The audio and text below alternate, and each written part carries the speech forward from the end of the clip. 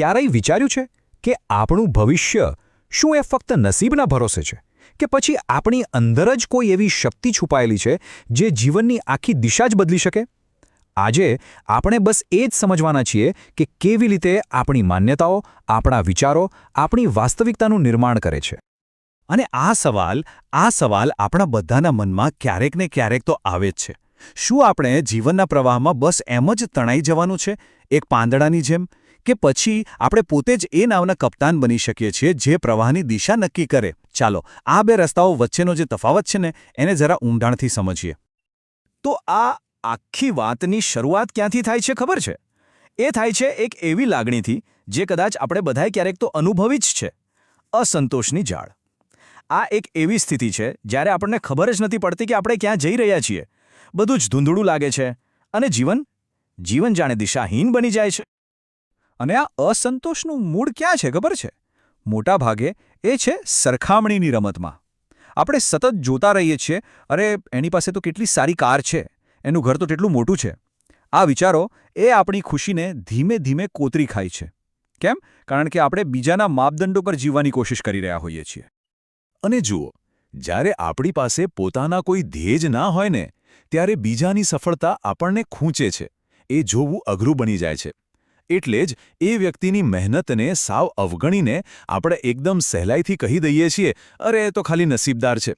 સાચું કહું તો આ બીજું કંઈ નહીં પણ પોતાની નિષ્ક્રિયતાને સાચી ઠેરવવાનું એક બહાનું જ છે.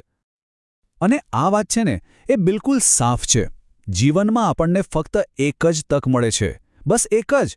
અને એને નસીબના ભરોસે છોડી દેવી, એનાથી મોટી ભૂલ કઈ હોઈ શકે? એટલે સવાલ તકનો છે જ નહીં, સવાલ એ તકને કેવી રીતે ઝડપી લેવી એનો છે. તો પછી સવાલ એ થાય કે આ અસંતોષ અને નસીબના ખેલમાંથી બહાર નીકળવાનો રસ્તો છે શું? વેલ, આપણી પાસે એક ખૂબ જ શક્તિશાળી સાધન છે અને એ છે સકારાત્મક વિચારસરણી. ચાલો જરા જોઈએ કે આ સાધન આખરે કામ કેવી રીતે કરે છે. હવે એક વાત સ્પષ્ટ કરી લઈએ. સકારાત્મક વિચારસરણીનો મતલબ ખાલી હંમેશા સારું વિચારો એવો બિલકુલ નથી. ના, આ તો એક એન્જિનિયરના બ્લુપ્રિન્ટ જેવું છે. એક એવું સાધન જેનાથી તમે તમારા ભવિષ્યની આખી ડિઝાઇન તૈયાર કરી શકો, તમારા અસલી ધ્યેયો શોધી શકો અને ત્યાં સુધી પહોંચવાનો એક પાક્કો નકશો બનાવી શકો. જરા વિચારો, Richard Branson, Bill Gates, Steve Jobs, આ બધા લોકો વિશે જ્યારે આપણે વિચારીએ ત્યારે શું લાગે છે? આ બધામાં શું સમાન હતું? એમની પાસે ખાલી એક સારો વિચાર નહોતો. ના, એમની પાસે એ વિચારને હકીકતમાં બદલવાની એક અતૂટ, અડગ માન્યતા હતી. એમની સફળતા પોતે જ એક જીવતો જાગતો પુરાવો છે કે સાચી માન્યતા હોય તો પર્વતો પણ ખસેડી શકાય છે. પણ અહીં એક બહુ મોટી ગેરસમજ થવાની શક્યતા છે. શું સકારાત્મક વિચારસરણીનો અર્થ એ છે કે બસ આંખો બંધ કરીને માની લેવાનું કે બધું સારું જ થશે? ના, બિલકુલ નહીં. ચાલો આ ભ્રમ અને વાસ્તવિકતા વચ્ચેનો જે ફરક છે ને એને બરાબર સમજીએ. જુઓ, અહીં બહુ સરસ રીતે સમજાવ્યું છે. એક બાજુ છે ભ્રમ કે બસ હસતા રહો અને ખુશ રહો એટલે બધું બરાબર થઈ જશે. પણ સાચી વાત શું છે? એ છે જમણી બાજુ. વાસ્તવિકતા એ છે કે સકારાત્મક વલણનો ઉપયોગ એક સાધન તરીકે કરવાનો છે. એ શીખવા માટે કે સફળ થવા શું જરૂરી છે અને પછી એ ધ્યેય સુધી પહોંચવા માટે યોજના બનાવીને મહેનત કરવા માટે. એટલે જે પોઝિટિવ એફર્મેશન્સ હોય છે ને, જેમ કે હું સફળ થઈશ એવું વારંવાર બોલવું, એ જરૂરી છે. પણ એ તો જાણે ગાડીનું એન્જિન ચાલુ કરવા જેવું છે. એન્જિન ચાલુ કરવું જરૂરી છે, પણ ગાડીને મંઝિલ સુધી પહોંચાડવા માટે સ્ટિયરિંગ, ગેર, એક્સેલરેટર બધું જ જોઈએ. કહેવાનો મતલબ એ છે કે ખાલી સમર્થન પૂરતું નથી, એ તો આખા ચિત્રનો એક નાનકડો ભાગ છે. ઓકે, તો હવે અસલી સવાલ પર આવીએ. આ બધી વિચારસરણીને વ્યવહારમાં કેવી રીતે મૂકવી? કેવી રીતે એક ધૂંધળી ઈચ્છાને એકદમ નક્કર, પ્રાપ્ત કરી શકાય એવા ધ્યેયમાં ફેરવવી? ચાલો એની આખી પ્રક્રિયાને સમજીએ. જુઓ, આ ધ્યેય સુધી પહોંચવાનો રસ્તો છે ને એના બસ 3 સિમ્પલ સ્ટેપ્સ છે. પહેલું, તમે જે ઈચ્છો છો એને એક ચોક્કસ નામ આપો, એકદમ સ્પષ્ટ. બીજું, પૂરા દિલથી વિશ્વાસ કરો કે હા આ શક્ય છે. અને ત્રીજું અને સૌથી અગત્યનું, પછી અડગ રહીને એની તરફ આગળ વધો. રસ્તામાં ગમે તે થાય પાછું વળીને જોવાનું નહીં. આ ત્રણેય વસ્તુઓ એકબીજા સાથે જોડાયેલી છે. આ એક નાનકડા ઉદાહરણમાં કેટલી મોટી વાત છુપાયેલી છે જુઓ તો ખરા. વિચારો, શાળાનો કોઈ કાર્યક્રમ છે, કદાચ બીજા બાળકો એ રોલ માટે વધુ પ્રતિભાશાળી હતા, પણ જીત કોની થઈ? એ બાળકની, જેની ઈચ્છા, જેનું સપનું સૌથી તીવ્ર હતું. એનો વિશ્વાસ એટલો મજબૂત હતો કે શિક્ષકને પણ એના પર ભરોસો મૂકવો પડ્યો. અને જ્યારે આપણે આ રીતે વિચારવાનું શરૂ કરીએ છીએ ને, ત્યારે એક જાદુઈ વસ્તુ થાય છે. એક અદ્ભુત પરિણામ આવે છે. આપણે સમાજે આપેલા લેબલ્સમાંથી, આપણને જે એક ચોક્કસ ખાનામાં પૂરી દેવામાં આવ્યા હોય છે, એમાંથી આઝાદ થઈ જઈએ છીએ અને આપણે એક સાચા વ્યક્તિ બનીએ છીએ. આ તસવીર બધું જ કહી દે છે, નહીં? ડાબી બાજુ આપણે એક કઠપૂતળી જેવા છીએ, જે સમાજની અપેક્ષાઓ અને બીજા સાથેની સ્પર્ધાના દોરે બંધાયેલી છે. પણ જમણી બાજુ આપણે એ બધા દોરા તોડીને પોતાના રસ્તા પર, પોતાના ધ્યેય તરફ, પોતાની મરજીથી આગળ વધી રહ્યા છીએ. આ જ તો સાચી સ્વતંત્રતા છે. અને આ જ તો વ્યક્તિ બનવાનો અર્થ છે. તમે જુઓ, બિલ ગેટ્સ અને રિચાર્ડ બ્રેન્સન બંનેને આપણે મોટા ઉદ્યોગ સાહસિક કહી શકીએ. પણ શું આપણે ક્યારે ભૂલથી પણ એકને બીજાની જગ્યાએ મૂકી શકીએ? ના, ક્યારે નહીં. કેમ? કારણ કે બંનેએ પોતપોતાનો એકદમ અનોખો રસ્તો બનાવ્યો છે, કોઈની નકલ નથી કરી. અને આ વાત હંમેશા યાદ રાખવા જેવી છે. ભૂતકાળમાં શું થયું, કઈ ભૂલો થઈ, એ હવે મહત્વનું નથી. જે ક્ષણે તમે નક્કી કરો છો, બસ એ જ ક્ષણથી તમારા બાકીના જીવનનો પહેલો દિવસ શરૂ થાય છે. આખી શક્તિ આજમાં છે, આ ક્ષણમાં છે. તો અંતે આ સવાલ આવીને ઊભો રહે છે. આપણે જોયું કે આપણી માન્યતાઓ જ આપણું ભવિષ્ય બનાવી શકે છે.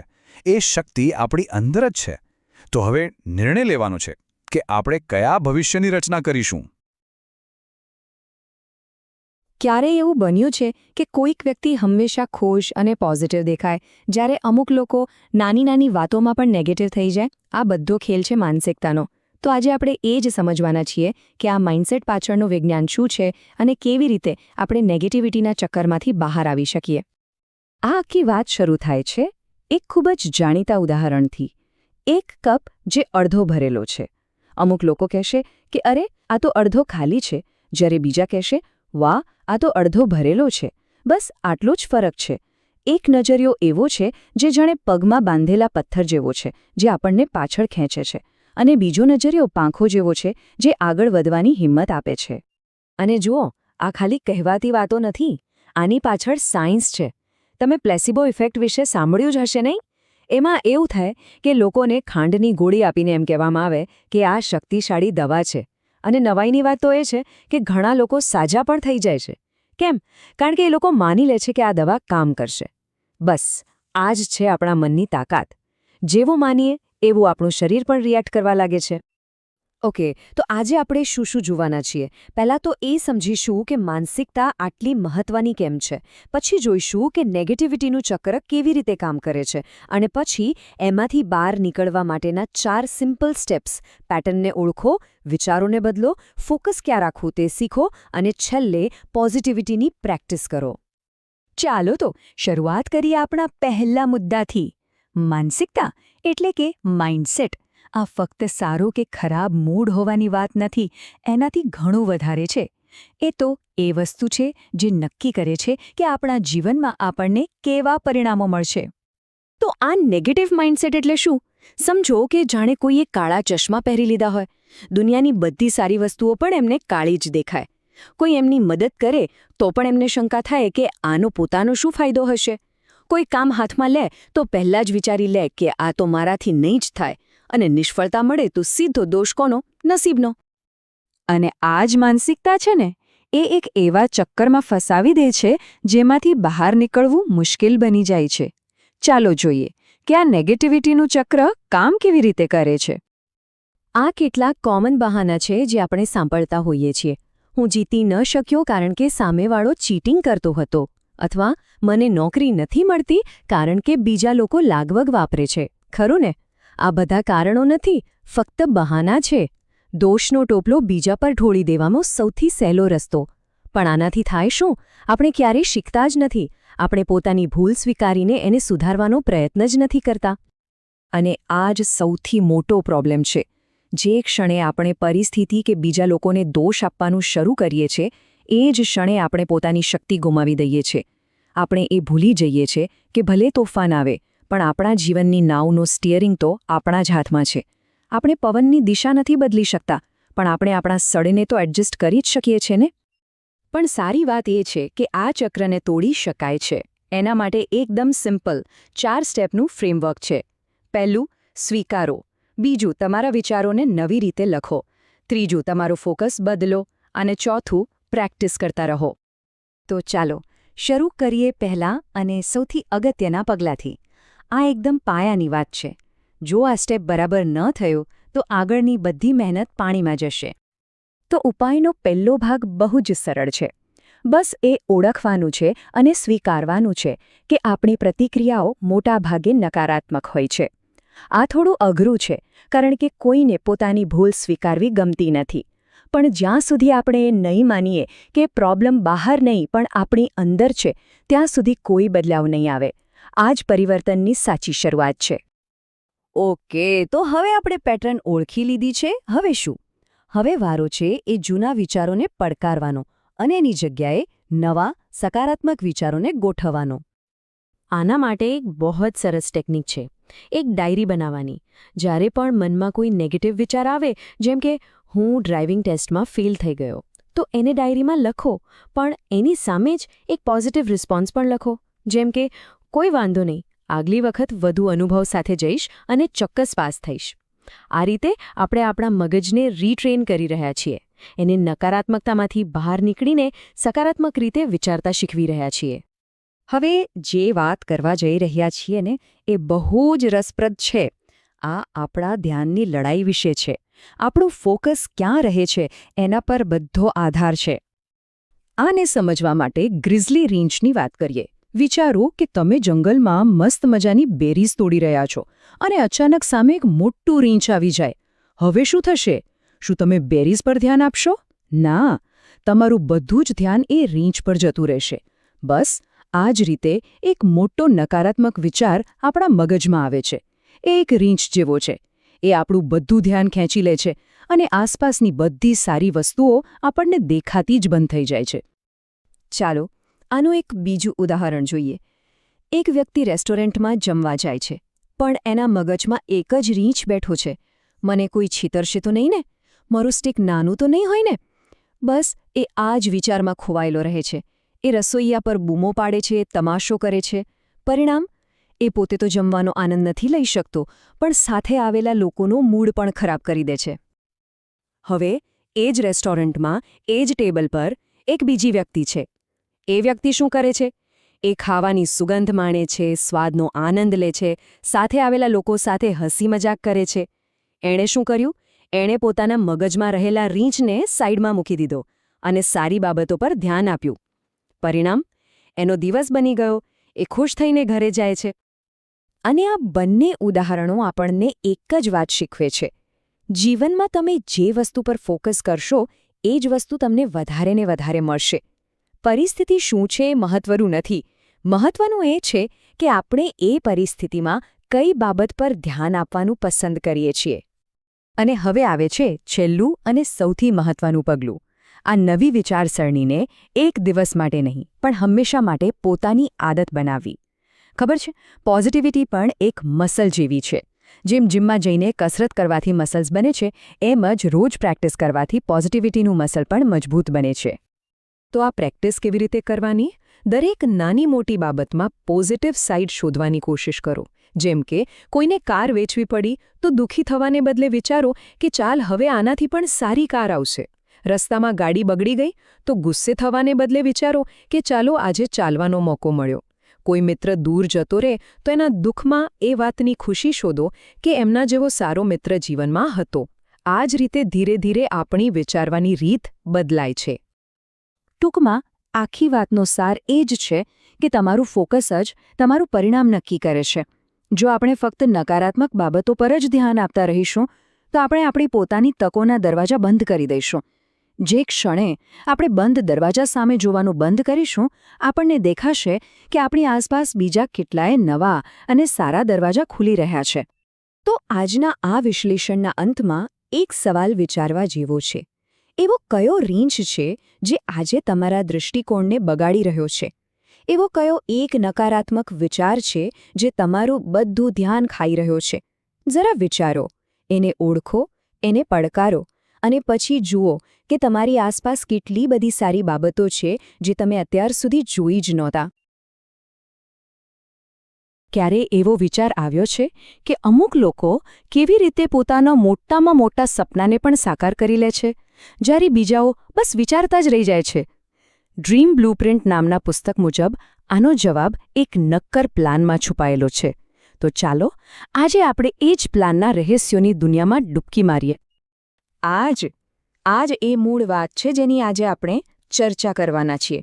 અસ્પષ્ટ લક્ષ્યો કેમ કામ નથી કરતા. છેવટે જો ખબર જ ન હોય કે જવાનું ક્યાં છે તો ગાડી કઈ દિશામાં ચલાવી, ખરું ને? તો ચાલો જોઈએ કે આપણી આજની સફર કેવી રહેશે. પહેલાં આપણે જોઈશું કે એક સ્પષ્ટ મંઝિલ હોવી કેમ જરૂરી છે. પછી એ મંઝિલની એક બ્લુપ્રિન્ટ બનાવીશું. ત્યાંથી આગળ વધીને સપનાને હકીકતમાં બદલવા માટે શું કરવું એ જાણીશું.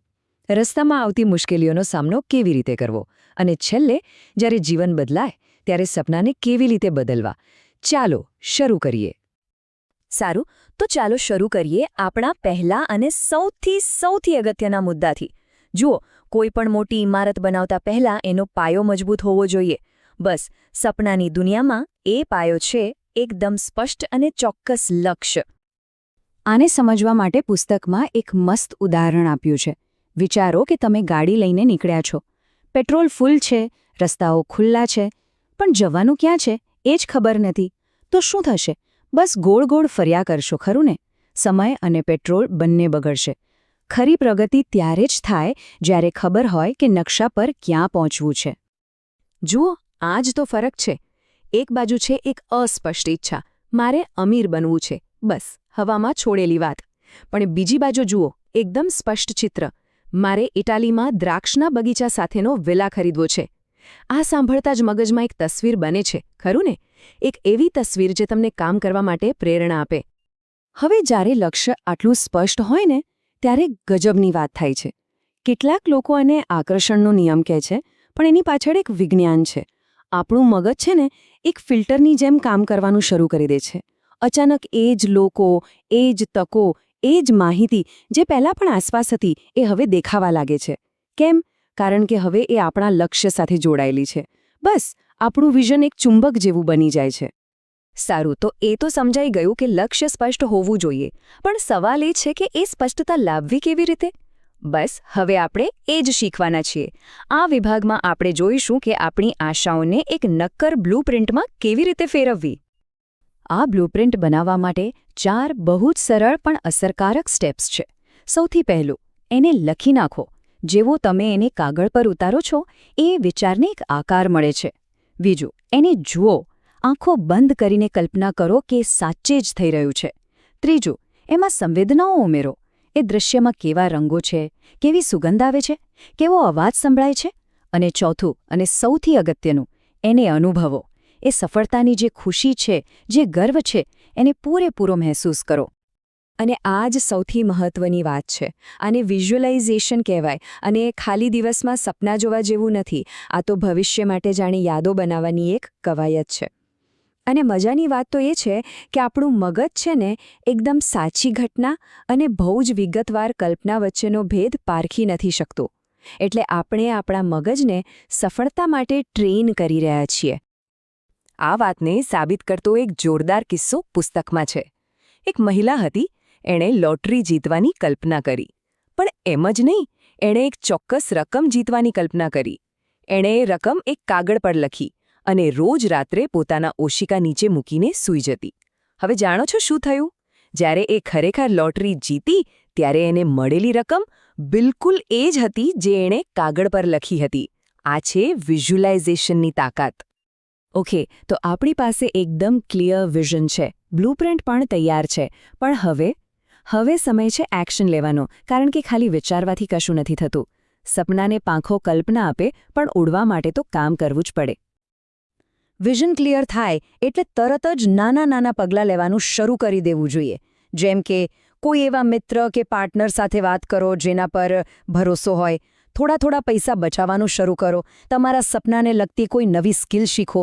આ દરેક નાનું પગલું તમને તમારી મંઝિલની એક ડગલું નજીક લઈ જાય છે. ચાલો, અનેક નાની વાર્તાથી સમજીએ. એક કવયત્રી હતી. વર્ષોથી એ પોતાની ડાયરીમાં કવિતાઓ લખતી. એનું સપનું હતું કે એની કવિતાઓ છપાય, પણ એ ડરના કારણે કોઈને કહેતી નહોતી. પછી એક દિવસ એણે એક નાનકડું પણ હિંમતભર્યું પગલું લીધું. એણે પોતાના પતિને એ ડાયરી બતાવી અને બસ એ એક ક્ષણથી બધું જ બદલાઈ ગયું. એના પતિએ એને ખૂબ પ્રોત્સાહન આપ્યું અને એણે પોતાની કવિતાઓ એક પ્રકાશકને મોકલી. અને પછી શું થયું? રિજેક્શન લેટર આવ્યો. બસ આ એ જ ઘડી હોય છે જ્યારે મોટાભાગના લોકો હાર માની લે છે. પણ યાદ રાખજો, અહીં જ સૌથી મોટો પાઠ છે. રિજેક્શનનો મતલબ એ નથી કે રસ્તો બંધ થઈ ગયો. એનો મતલબ ફક્ત એટલું જ છે કે કદાચ આ સાચો રસ્તો નથી, બીજો કોઈ રસ્તો શોધવો પડશે. પણ એ કવયત્રી હિંમત ન હારી. એના પતિનો સાથ હતો એટલે એણે પ્રયત્નો ચાલુ રાખ્યા. એને સમજાયું કે ભૂલ કવિતામાં નથી, બસ સાચો પ્રકાશક નથી મળ્યો. અને આખરે એને એવો પ્રકાશક મળી જ ગયો જે એની કળાની કદર કરતો હતો. આ વાર્તા શું શીખવે છે? કે જો દ્રઢતા અને સાચો સપોર્ટ હોય તો સફળતા મળે જ છે. ચાલો, સફર તો શરૂ કરી દીધી, પણ જ્યારે રસ્તો મુશ્કેલ બને, જ્યારે તોફાન આવે, ત્યારે શું? આ વિભાગ એ જ મુશ્કેલ સમય માટે છે, જ્યારે બધું જ વિરુદ્ધ જતું હોય એવું લાગે, જ્યારે પોતાની જાત પર જ શંકા થાય, ત્યારે ટકી કેવી રીતે રહેવું? જ્યારે પણ કોઈ મુશ્કેલી આવે ને, ત્યારે આપણી પાસે બે નજરિયા હોય છે. એક, એને એક દિવાલ સમજીને ત્યાં જ અટકી જવું, અને બીજો, એને એક વળાંક સમજીને નવો રસ્તો શોધવો. જે લોકો સફળ થાય છે એ લોકો મુશ્કેલીને અંત નથી માનતા, એ લોકો એને દિશા બદલવાનો એક સંકેત માને છે. બસ આ જ માનસિકતાનો ખેલ છે. પુસ્તકમાં નકારાત્મકતા માટે એક સરસ ઉપમા આપી છે. નકારાત્મક વિચારોને છે ને દરિયાના ઊંધા પ્રવાહ જેવા સમજો. એ પ્રવાહ તમને સતત તમારા કિનારાથી, તમારા લક્ષ્યથી દૂર ખેંચતો રહે છે. જો તમે એની સામે ટકી ન રહો તો એ તમને ઊંડા પાણીમાં ડૂબાડી દેશે. તો સવાલ એ છે કે આ નકારાત્મકતાના પ્રવાહ સામે લડવું કેવી રીતે? એનો જવાબ એક જ શબ્દમાં છે: આત્મવિશ્વાસ, પોતાના પર ભરોસો. પુસ્તકમાં એક એવા માણસની વાત છે જેના જીવનમાં એક પછી એક મુસીબતો આવી, પણ એણે એક વસ્તુ ન છોડી: પોતાની જાત પરનો વિશ્વાસ. અને એ જ વિશ્વાસ એની ઢાલ બની ગયો. આનાથી એ જ સાબિત થાય છે કે આપણો સૌથી મોટો સહારો બીજું કોઈ નહીં, પણ આપણે પોતે જ છીએ. અને હવે આપણે આવી પહોંચ્યા છીએ આપણા છેલ્લા અને કદાચ સૌથી ગહન મુદ્દા પર. જરા વિચારો, 5 વર્ષ પહેલાં આપણે જે હતા, શું આજે પણ એવા જ છીએ? નહીં ને? તો પછી આપણા સપના કેમ એના જ રહે? સપના કોઈ પથ્થરની લકીર નથી, એ જીવંત હોય છે, અને સમયની સાથે એમને પણ વિકસવાનો, બદલવાનો હક છે. આને સમજવા માટે એક બહુ જ પ્રેરણાદાયક કિસ્સો છે. એક યુવાનનું સપનું હતું મેરેથોન દોડવીર બનવાનું, પણ એક ભયંકર અકસ્માતમાં એણે પોતાના પગ ગુમાવી દીધા. તો શું એનું સપનું ત્યાં જ પૂરું થઈ ગયું? ના, બિલકુલ નહીં. એણે સપનું છોડ્યું નહીં. એણે સપનાને નવો આકાર આપ્યો. એ વ્હીલચેર મેરેથોનમાં ભાગ લેવા લાગ્યો, અને એ જ જુસ્સાથી જીત્યો પણ ખરો. મંઝિલ એ જ રહી, બસ રસ્તો થોડો બદલાઈ ગયો. આ ઉદાહરણો એ જ બતાવે છે કે માણસની હિંમત કેટલી અદ્ભુત હોય છે. જ્યારે જીવન એક દરવાજો બંધ કરે છે ત્યારે એ બીજો ખોલી જ દે છે. જેમ કે જે સંગીતકાર સાંભળી નથી શકતો એ પણ મહાન રચનાઓ બનાવે છે. જે ચિત્રકારના હાથ નથી એ પગથી ચિત્ર દોરતા શીખી લે છે. ઇતિહાસમાં આવા કેટલાય ઉદાહરણો છે જ્યાં લોકોએ પોતાની મજબૂરીને જ પોતાની તાકાત બનાવી દીધી. એમણે હાર ન માની, બસ પોતાના સપનાને એક નવું સ્વરૂપ આપ્યું. પણ જો કોઈ આ બદલાવને સ્વીકારી ન શકે તો શું થાય? તો પરિણામ કડવું હોય છે. આ એવા લોકોના શબ્દો છે જેઓ સમય સાથે પોતાના સપનાને બદલી ન શક્યા, અને પછી આખી જિંદગી એ લોકો કડવાશ અને અફસોસમાં જીવે છે. પોતાના જીવનના હીરો બનવાને બદલે એ લોકો વિક્ટિમ બનીને રહી જાય છે. અને છેલ્લે આ એક સવાલ સાથે આપણે આ ચર્ચાને પૂરી કરીશું. આ સવાલ આપણને યાદ કરાવે છે કે આપણા સપનાની ચાવી સંજોગોના હાથમાં નથી, આપણા પોતાના હાથમાં છે. કોઈ પણ પરિસ્થિતિ સપનાને મારી નથી શકતી, સિવાય કે આપણે પોતે જ એને છોડી દઈએ. તો છેલ્લો નિર્ણય હંમેશા આપણો જ હોય છે: સપનાને સમય સાથે વિકસવા દેવું કે પછી એને મરવા દેવું. ચાલો, આજે એક બહુ જ રસપ્રદ વાત કરીએ. શું એવું બની શકે કે આપણી વિચારવાની રીત જ આપણી સફળતા નક્કી કરતી હોય? આજે આપણે માઇન્ડસેટ માસ્ટરીના કેટલાક મુખ્ય વિચારોને સમજીશું. આપણે એવા સિદ્ધાંતો શોધીશું જે ફક્ત વિચારસરણી બદલીને જીવનમાં ખરેખર મોટા ફેરફારો લાવી શકે છે? તો સૌથી પહેલો અને મૂળભૂત સવાલ, આપણા મગજમાં જે વિચારો ચાલે છે એની આપણી ક્રિએટિવિટી અને સફળતા પર શું ખરેખર કોઈ સીધી અસર થાય છે? અને જુઓ, આ કોઈ ખાલી કહેવા ખાતરનો સવાલ નથી. આ એ પાયો છે જેના પર આપણી કારકિર્દી, આપણા સંબંધો અને આપણી સિદ્ધિઓ બધું ટકેલું છે. શું આપણા મનની અંદર ચાલતી વાતોમાં એટલી તાકાત છે કે એ બહારની દુનિયામાં પરિણામો બદલી શકે? ચાલો આને જરા ઊંડાણથી સમજીએ. હવે જરા આ જુઓ, એક વૈજ્ઞાનિક પ્રયોગમાં બહુ જ રસપ્રદ વાત સામે આવી. સંશોધકોએ શું કર્યું, એમણે લોકોને 3 ગ્રુપમાં વહેંચી દીધા. એક ગ્રુપને એકદમ પોઝિટિવ, ખુશ કરે એવી છબીઓ બતાવી, બીજા ગ્રુપને તટસ્થ એટલે કે સામાન્ય છબીઓ, અને ત્રીજા ગ્રુપને નેગેટિવ છબીઓ બતાવવામાં આવી. અને પરિણામ ખરેખર ચોંકાવનારું હતું. જે લોકોને નેગેટિવ વસ્તુઓ બતાવાઈ હતી એમની કોઈ સમસ્યા ઉકેલવાની કે નવા આઈડિયા વિચારવાની શક્તિ લગભગ 0 થઈ ગઈ. આના પરથી એક વાત તો સાવ સાફ છે, નકારાત્મકતા આપણી સર્જનાત્મકતા માટે ઝેર જેવું કામ કરે છે. તો આ સમજણની સફરમાં આપણે આ 5 મુખ્ય મુદ્દા ઉપર વાત કરીશું. સૌથી પહેલાં સર્જનાત્મકતાનો દુશ્મન કોણ છે એ સમજીશું, અને છેલ્લે નિષ્ફળતાને આપણી તાકાત કેવી રીતે બનાવવી એ જાણીશું. તો ચાલો શરૂ કરીએ આપણા પહેલા વિભાગથી અને એ સમજીએ કે આ નકારાત્મકતા આખરી આપણા સપનાઓ અને લક્ષ્યોના રસ્તામાં સૌથી મોટો અવરોધ કેવી રીતે બને છે. આ સિદ્ધાંત એકદમ સીધો અને સરળ છે. આપણા મગજને છે ને એક ફળદ્રુપ જમીન જેવું સમજો. જો આપણે એમાં પોઝિટિવ અને રચનાત્મક વિચારોના બીજ વાવીશું તો સફળતા અને નવા વિચારોનો પાક ઉગશે. પણ જો એમાં શંકા, ડર અને નકારાત્મકતાનું નિંદણ ઉગાડીશું તો પછી પાક પણ એવો જ મળશે. ટૂંકમાં આપણે મગજને જેવું ઇનપુટ આપીશું એવું જ આઉટપુટ મળશે. તો પછી આ બધાનો કંટ્રોલ કોના હાથમાં છે? જવાબ બહુ સીધો છે, આપણા પોતાના હાથમાં. જીવનમાં પરિસ્થિતિઓ તો ગમે તેવી આવી શકે છે, એના પર આપણું કંટ્રોલ નથી. પણ એ પરિસ્થિતિ સામે કઈ માનસિકતા રાખવી એ પસંદગી સંપૂર્ણપણે આપણી છે. નકારાત્મકતા કોઈ મજબૂરી નથી, એક રસ્તો છે જે કોઈ પસંદ કરે છે, અને સકારાત્મકતા એ બીજો રસ્તો છે. સારું, તો આપણે સમસ્યા તો સમજી લીધી, પણ હવે એનો ઉપાય શું? ચાલો હવે આપણે એના ઉકેલ તરફ આગળ વધીએ. આ વિભાગમાં આપણે એ સમજીશું કે મગજને પોઝિટિવિટીનું સાચું પોષણ કઈ રીતે આપવું. મગજને પોઝિટિવિટીથી ભરવા માટે એની ક્રિએટિવ સાઇડને જીવંત રાખવી બહુ જ જરૂરી છે. જેમ કે કલા, સંગીત કે પછી બસ એમ જ કંઈક લખવું. યાદ છે, નાના બાળકોને જ્યારે એક ખાલી ખોખું આપવામાં આવે તો એ એને રોકેટ કે કિલ્લો બનાવી દે છે. કેમ? કારણ કે એમની કલ્પના પર આ શક્ય નથી એવા નેગેટિવ વિચારનો પડછાયો નથી હોતો. અને સારી વાત એ છે કે મોટા થઈને પણ આપણે એ જ સર્જનાત્મકતાને ફરીથી જગાડી શકીએ છીએ. ઓકે, તો આપણે મગજને સારું બળતણ આપવાનું શરૂ કરી દીધું. હવે શું? હવે આપણે એક મોમેન્ટમ એટલે કે એક સકારાત્મક ગતિ બનાવવાની છે. ચાલો જોઈએ કે આ કેવી રીતે થઈ શકે. આને છે ને એક સ્નોબોલ ઇફેક્ટ જેવું સમજો. જેમ બરફનો એક નાનો ગોળો પહાડ પરથી ગબડતો મોટો થતો જાય, બસ એ જ રીતે. શરૂઆત એકદમ નાના, સહેલા લક્ષ્યોથી કરવાની, જે પૂરા થઈ જ શકે. દરેક નાની સફળતા પણ મગજને એક સિગ્નલ મોકલે છે કે હા, આ થઈ શકે છે. અને ધીમે ધીમે આ નાની જીત ભેગી થઈને એટલો આત્મવિશ્વાસ વધારે છે કે પછી મોટા અને મુશ્કેલ લક્ષ્યો પણ શક્ય લાગવા માંડે છે. આનો સૌથી સારું ઉદાહરણ છે આપણું રોજનું ટુ ડુ લિસ્ટ. આપણે બધા બનાવીએ છીએ, ખરું ને? જ્યારે કોઈ કામ પૂરું થાય અને એની સામે આમ ટિક કરીએ, કેવો સંતોષ મળે છે. એક નાની જીત છે, એક પુરાવો છે કે આપણે આગળ વધી રહ્યા છીએ. અને દરેક ટિક મગજ માટે એક પોઝિટિવ સર્ટિફિકેટ જેવું છે.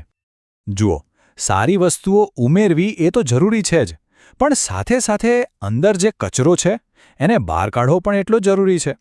બસ આ જ છે આપણો આગલો મુદ્દો, એક પ્રકારનું મેન્ટલ ડિટોક્સ. હવે ટોક્સિન્સ કે ઝેર શબ્દ સાંભળીએ એટલે તરત આપણને કોઈ કેમિકલ કે એવી વસ્તુ યાદ આવે છે. પણ અહીં વાત થોડી અલગ છે. અહીં ઝેરનો અર્થ છે એવા લોકો, એવી આદતો અથવા એવું વાતાવરણ જે ધીમે ધીમે આપણી પોઝિટિવ એનર્જીને ચૂસી લે છે અને આપણા માનસિક વાતાવરણને પ્રદૂષિત કરે છે. આના કેટલાક ઉદાહરણો જોઈએ તો એવા સંબંધો જે સતત આપણને નીચા દેખાડે છે કે આપણી માનસિક શાંતિ છીનવી લે છે, અથવા આપણું ખાનપાન જે શરીરને તો બગાડે જ છે પણ મનને પણ સુસ્ત કરી નાખે છે. ધૂમ્રપાન જેવી આદતો પણ આમાં જ આવે. આ બધી વસ્તુઓ આપણી પ્રગતિના રસ્તામાં ન દેખાય એવા અવરોધો બનીને ઊભી રહેશે અને આપણી શક્તિને ઘટાડે છે. અને હવે આપણે એવા માઇન્ડસેટ શિફ્ટની વાત કરીશું જે કદાચ સૌથી વધુ શક્તિશાળી છે, અને એ છે નિષ્ફળતાને એક અંત તરીકે નહીં પણ સફળતાની સફરનો એક જરૂરી હિસ્સો માનવો. આ વાતને બરાબર સમજવા જેવી છે. જ્યારે કોઈ કામમાં નિષ્ફળતા મળે ત્યારે એનો અર્થ એ નથી કે આપણે નિષ્ફળ છીએ. એનો અર્થ ખાલી એટલો જ છે કે જે રીત આપણે અપનાવી એ કામ ન કરી. આ નાનકડો ફેરફાર એક નેગેટિવ ઘટનાને શીખવાના એક પોઝિટિવ અનુભવમાં બદલી નાખે છે. આનાથી આપણે પોતાની જાતને દોષ આપવાનું બંધ કરીને સમસ્યાના ઉકેલ પર ધ્યાન કેન્દ્રિત કરી શકીએ છીએ. ચાલો આ ઉદાહરણથી સમજીએ. 2 અલગ-અલગ વિચારસરણી છે. એક નકારાત્મક માનસિકતાવાળી વ્યક્તિ કહેશે, આ મારાથી નથી થતું, હું કેટલો મૂર્ખ છું. જ્યારે સકારાત્મક માનસિકતાવાળી વ્યક્તિ કહેશે, ઓકે, આ રીતે કામ નથી થતું, મારે કોઈ બીજી રીત શોધવી પડશે. જોયું? એક વિચારસરણી સીધો પોતાના પર હુમલો કરે છે અને ત્યાં જ અટકી જાય છે, જ્યારે બીજી વિચારસરણી પ્રોબ્લેમને જુએ છે અને નવા રસ્તા શોધે છે. અને એટલે જ કહેવાય છે કે નિષ્ફળતા એ સફળતા તરફનું માત્ર એક પગલું છે. દરેક ભૂલ કે નિષ્ફળતા એ કોઈ અંત નથી. એ તો બસ એક નવી માહિતી છે, એક ડેટા પોઈન્ટ છે, જે આપણને શીખવે છે કે શું કામ નથી કરતું અને આપણને સાચા રસ્તાની વધુ નજીક લઈ જાય છે. તો આ બધી વાતનો સાર શું છે? સાર બસ આટલો જ છે કે આપણે બધા આપણા જીવનની ગાડીની ડ્રાઇવિંગ સીટ પર બેઠા છે. આ વાત આપણને યાદ અપાવે છે કે આપણી માનસિકતા પર, આપણા વિચારો પર આપણો પોતાનો કંટ્રોલ છે. સ્ટિયરિંગ આપણા હાથમાં છે. ગાડી કઈ દિશામાં લઈ જવી એ નિર્ણય પણ આખરે આપણો જ છે. તો ચાલો જતા પહેલા એક સવાલ પર વિચારતા જઈએ. આજે પોતાના મગજને એવી કઈ એક પોઝિટિવ વસ્તુનું પોષણ આપી શકાય? યાદ રાખજો, આ સિદ્ધાંતોને અમલમાં મૂકવા માટે કોઈ મોટું પગલું ભરવાની જરૂર નથી. એક નાનું પગલું પણ એક મોટા પરિવર્તનની શરૂઆત કરી શકે છે. વિચારવા જેવી વાત છે, ખરું ને? શું એવું શક્ય છે કે જે કામ આપણને સૌથી વધુ ગમતું હોય એ જ આપણી આજીવિકા બની જાય? ચાલો આજના આ વિશ્લેષણમાં આપણે એ જ સમજીએ. જે.આર. ટોલ્કીન જેવા લેખકોને યાદ કરો, જેમણે પોતાની કલ્પના શક્તિથી આખી દુનિયા રચી દીધી. બસ એવી જ કોઈ શક્યતા વિશે આજે વાત કરીશું. ચાલો તો પછી શરૂ કરીએ. આ 5 સ્ટેપ્સ છે જેના પર આપણે વાત કરવાના છીએ. પહેલાં તો જુસ્સાનું સપનું શું છે એ સમજીશું. પછી એ જુસ્સાને ઓળખીશું, એના માટે યોગ્ય કામ શોધીશું, આપણું જ્ઞાન વધારીશું, જીવનના સંઘર્ષોને બેલેન્સ કરીશું અને છેલ્લે વિકલ્પો હંમેશા ખુલ્લા રાખીશું. તો આ આખી વાતનો પાયો શું છે? બસ એક જ શક્તિશાળી વિચાર કે સાચી સફળતા અને ખુશી એ કામમાંથી જ મળી શકે છે જે ખરેખર દિલથી ગમતું હોય.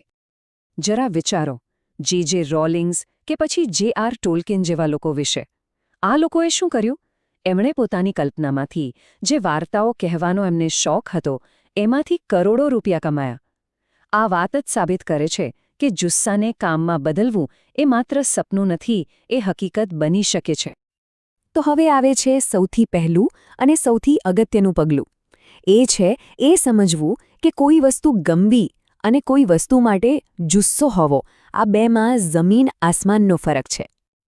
જો કોઈ વસ્તુ ગમવી એટલે શું?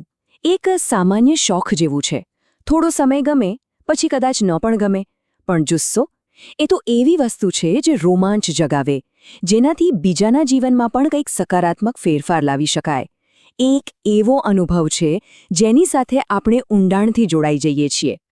તો પછી આ જુસ્સો શોધવો કેવી રીતે? બહુ સરળ છે. જરા આંખો બંધ કરીને વિચારો. એવી કઈ વસ્તુ છે જે કરવાથી એકદમ મજા આવી જાય? એક લિસ્ટ બનાવો. ભલે પેઇન્ટિંગ હોય, ડિઝાઇનિંગ હોય, કસરત હોય કે પછી ગામડામાં ચાલવા જવાનું હોય. હવે લિસ્ટમાંથી પોતાને પૂછો, શું આ કામ કરવાથી શરીરમાં એક અલગ જ ઊર્જા આવે છે? શું એનાથી જીવનનો કોઈ હેતુ મળતો હોય એવું લાગે છે? આનું એક સરસ ઉદાહરણ છે. એક મહિલા હતી જેને સ્વાદિષ્ટ કપકેક બનાવવાનો જબરદસ્ત શોખ હતો, જુસ્સો હતો. એણે શું કર્યું? એણે નવા સ્વાદ સાથે પ્રયોગો શરૂ કર્યા અને સુંદર બોક્સમાં પેક કરીને વેચવાનું શરૂ કર્યું. અને જોતજોતામાં એનો એ જ જુસ્સો જ એની આજીવિકા બની ગયો. આ બતાવે છે કે સાચો જુસ્સો કેવી રીતે એક સફળ બિઝનેસમાં ફેરવાઈ શકે છે. સારું, તો જુસ્સો તો ઓળખાઈ ગયો, પણ હવે એને એક વ્યવહારુ એટલે કે પ્રેક્ટિકલ કરિયરમાં કેવી રીતે ફેરવવો, ચાલો એના પર વાત કરીએ. અહીંયા એક બહુ મહત્વની વાત સમજવાની છે. સીધા જ મોટા સપના પર છલાંગ નથી મારવાની. જેમ કે જો સપનું એક સ્કૂબા ડાઇવિંગ ક્લબ ખોલવાનું હોય તો પહેલું પ્રેક્ટિકલ પગલું શું હોઈ શકે? કોઈ ચાલુ સ્કૂબા ક્લબમાં કામ કરવાનું. નાના પગલાંથી શરૂઆત કરવી ખૂબ જરૂરી છે. આના બીજા પણ ઘણા ઉદાહરણો છે. જેમ કે કોઈને લેખક બનવું હોય તો શરૂઆતમાં કંપનીઓ માટે લખીને ઇન્ડસ્ટ્રીમાં પગ મૂકી શકાય. જેને કારનો શોખ હોય એ પોતાનો પ્રોજેક્ટ શરૂ કરતા પહેલાં કોઈ ગેરેજમાં કામ કરી શકે. અને જેને જીમ ખોલવું હોય એ સિનિયર સિટીઝન્સના ફિટનેસ ક્લાસ લઈને પણ શરૂઆત કરી શકે છે. આ બધું શું છે? આ છે અનુભવ મેળવવાનો અને ભવિષ્ય માટે દરવાજા ખોલવાનો રસ્તો. ચાલો માની લઈએ કે હવે શરૂઆત થઈ ગઈ છે, પણ ત્યાં અટકવાનું નથી. હવે આવે છે ત્રીજું પગલું, સતત શીખતા રહેવું અને પોતાની આવડતને નિખારતા રહેવું. જુઓ, આપણો જુસ્સો કોઈ એક જગ્યાએ સ્થિર નથી રહી શકતો. એને જીવંત રાખવા માટે સતત નવા જ્ઞાન અને નવી સ્કિલ્સથી સિંચતા રહેવું પડે છે. જે ઉત્સાહ છે એ જ શીખવાની પ્રેરણા બનશે. પછી ભલે કોઈ કોર્સ કરીને શીખો કે ઓનલાઈન કંઈક નવું શીખો, આ જ્ઞાનની ભૂખ જ આગળ લઈ જશે. આને એક ઉદાહરણથી સમજીએ. એક પર્સનલ ટ્રેનર હતો જેને બાળપણમાં લોકો બહુ ચીડવતા હતા. એનું સપનું હતું કે એના જેવા બીજા બાળકોને મદદ કરે. પણ એણે શું કર્યું? એણે ફક્ત ફિટનેસ પર ધ્યાન ન આપ્યું, પણ યુવાનોની બીજી માનસિક અને વર્તનની સમસ્યાઓ વિશે પણ શીખવાનું શરૂ કર્યું. આ વધારાના જ્ઞાનથી એ એક સફળ કોચિંગ બિઝનેસ ઊભો કરી શક્યો. અને સૌથી સારી વાત, સફળતા મળ્યા પછી એને એટલો સમય મળ્યો કે એ બાળકોને મફતમાં કોચિંગ આપી શક્યો, જે એની મૂળ પ્રેરણા હતા. જોયું? જ્ઞાન વધારવાથી સપનું કેટલું મોટું અને પ્રભાવશાળી બની ગયું. હવે આવે છે એક મોટો પડકાર, લગભગ દરેકના જીવનમાં આવે છે. પોતાના જુસ્સા અને અંગત જીવન એટલે કે પરિવાર અને સંબંધો વચ્ચે સંતુલન કેવી રીતે જાળવવું. એક વાત તો પાક્કી જ છે કે સંઘર્ષ તો થવાનો જ છે, પણ એને ઉકેલવો કેવી રીતે? આ સમજવા માટે એમી અને વિલિયમની વાર્તા એકદમ પરફેક્ટ છે. આ બંને પોતાના સપના પૂરા કરવા માટે બીજા દેશમાં રહેવા ગયા હતા. શરૂઆતમાં તો બધું સારું લાગ્યું, પણ ધીરે ધીરે સમસ્યાઓ આવવા લાગી. પરિવારથી દૂર હતા, ત્યાં કોઈ મિત્રો નહોતા, 24 કલાક સાથે રહેવાને કારણે પોતાનો અંગત સમય જ નહોતો મળતો. ઉપરથી ત્યાંની ભાષા પણ નહોતી આવડતી. એમનું જીવન જે રોમાંચક લાગતું હતું એ હવે એકદમ ઘરેલું અને બંધિયાર લાગવા માંડ્યું હતું. પણ એમણે હાર ન માની. એમણે સાથે બેસીને ઉકેલ શોધ્યા. શું કર્યું એમણે? એમણે ઘરે આવવા જવાના અને પરિવારને બોલાવવાના નિયમિત પ્લાન બનાવ્યા. બંનેએ પોતપોતાના શોખ પ્રમાણે અલગ અલગ સોશિયલ ક્લબ જોઈન કરી, નવા મિત્રો બનાવ્યા, ભાષા શીખી. આનાથી શું થયું? બંનેને પોતાની પર્સનલ સ્પેસ મળી અને એમના સંબંધો અને સપના બંને મજબૂત થયા. અને હવે આપણે આવી ગયા છીએ છેલ્લા અને કદાચ સૌથી મહત્વના પગલા પર. આ પગલું છે આપણી માનસિકતા, એટલે કે આપણો એટીટ્યૂડ. આ એક એવી ચાવી છે જે બાકીના બધા દરવાજા ખોલી શકે છે. આને સમજવા માટે એક ડ્રાઇવિંગ સ્કૂલનું ઉદાહરણ જોઈએ. માની લો કે કોઈની ડ્રાઇવિંગ સ્કૂલ નિષ્ફળ ગઈ. હવે જો એ વ્યક્તિની માનસિકતા નકારાત્મક હશે તો એ શું વિચારશે?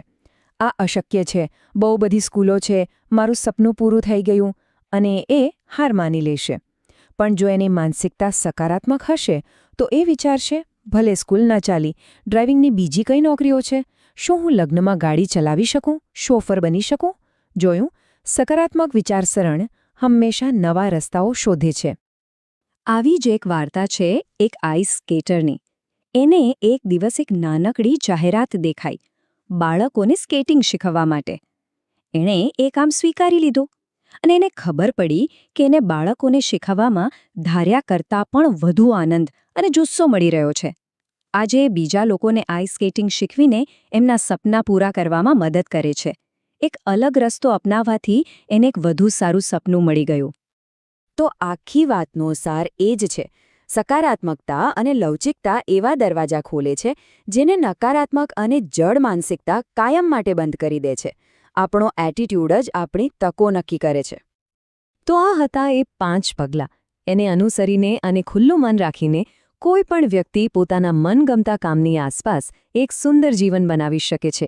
હવે વિચારવાનો વારો આપણો છે. એવો કયો નવો દરવાજો છે જે ખોલવાની રાહ જોઈ રહ્યો છે?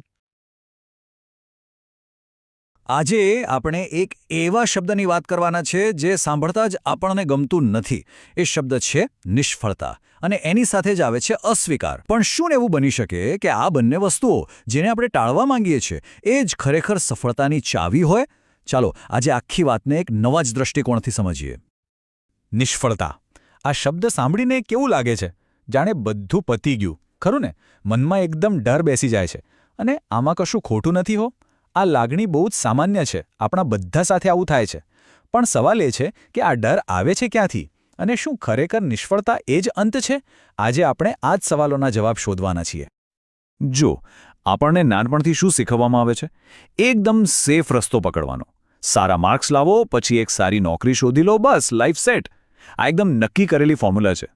અને આ ફોર્મ્યુલાની બહાર જો આપણે કંઈક વિચાર્યું પણ, તો તરત જ મનમાં ડર પેસી જાય છે. કેમ? કારણ કે સમાજ આપણને એવું જ શીખવે છે. અને આ જ ડર આપણને કંઈક મોટું, કંઈક નવું કરતા રોકી રાખે છે.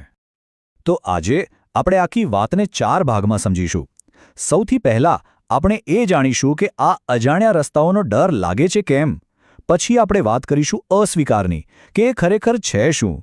એ પછી નિષ્ફળતાને એક નવા જ એંગલથી જોઈશું. અને છેલ્લે આ બધી પરિસ્થિતિઓનો સામનો કરવા માટે આપણી અંદરની તાકાત એટલે કે મનોબળ કેવી રીતે વધારવું એના પર વાત કરીશું.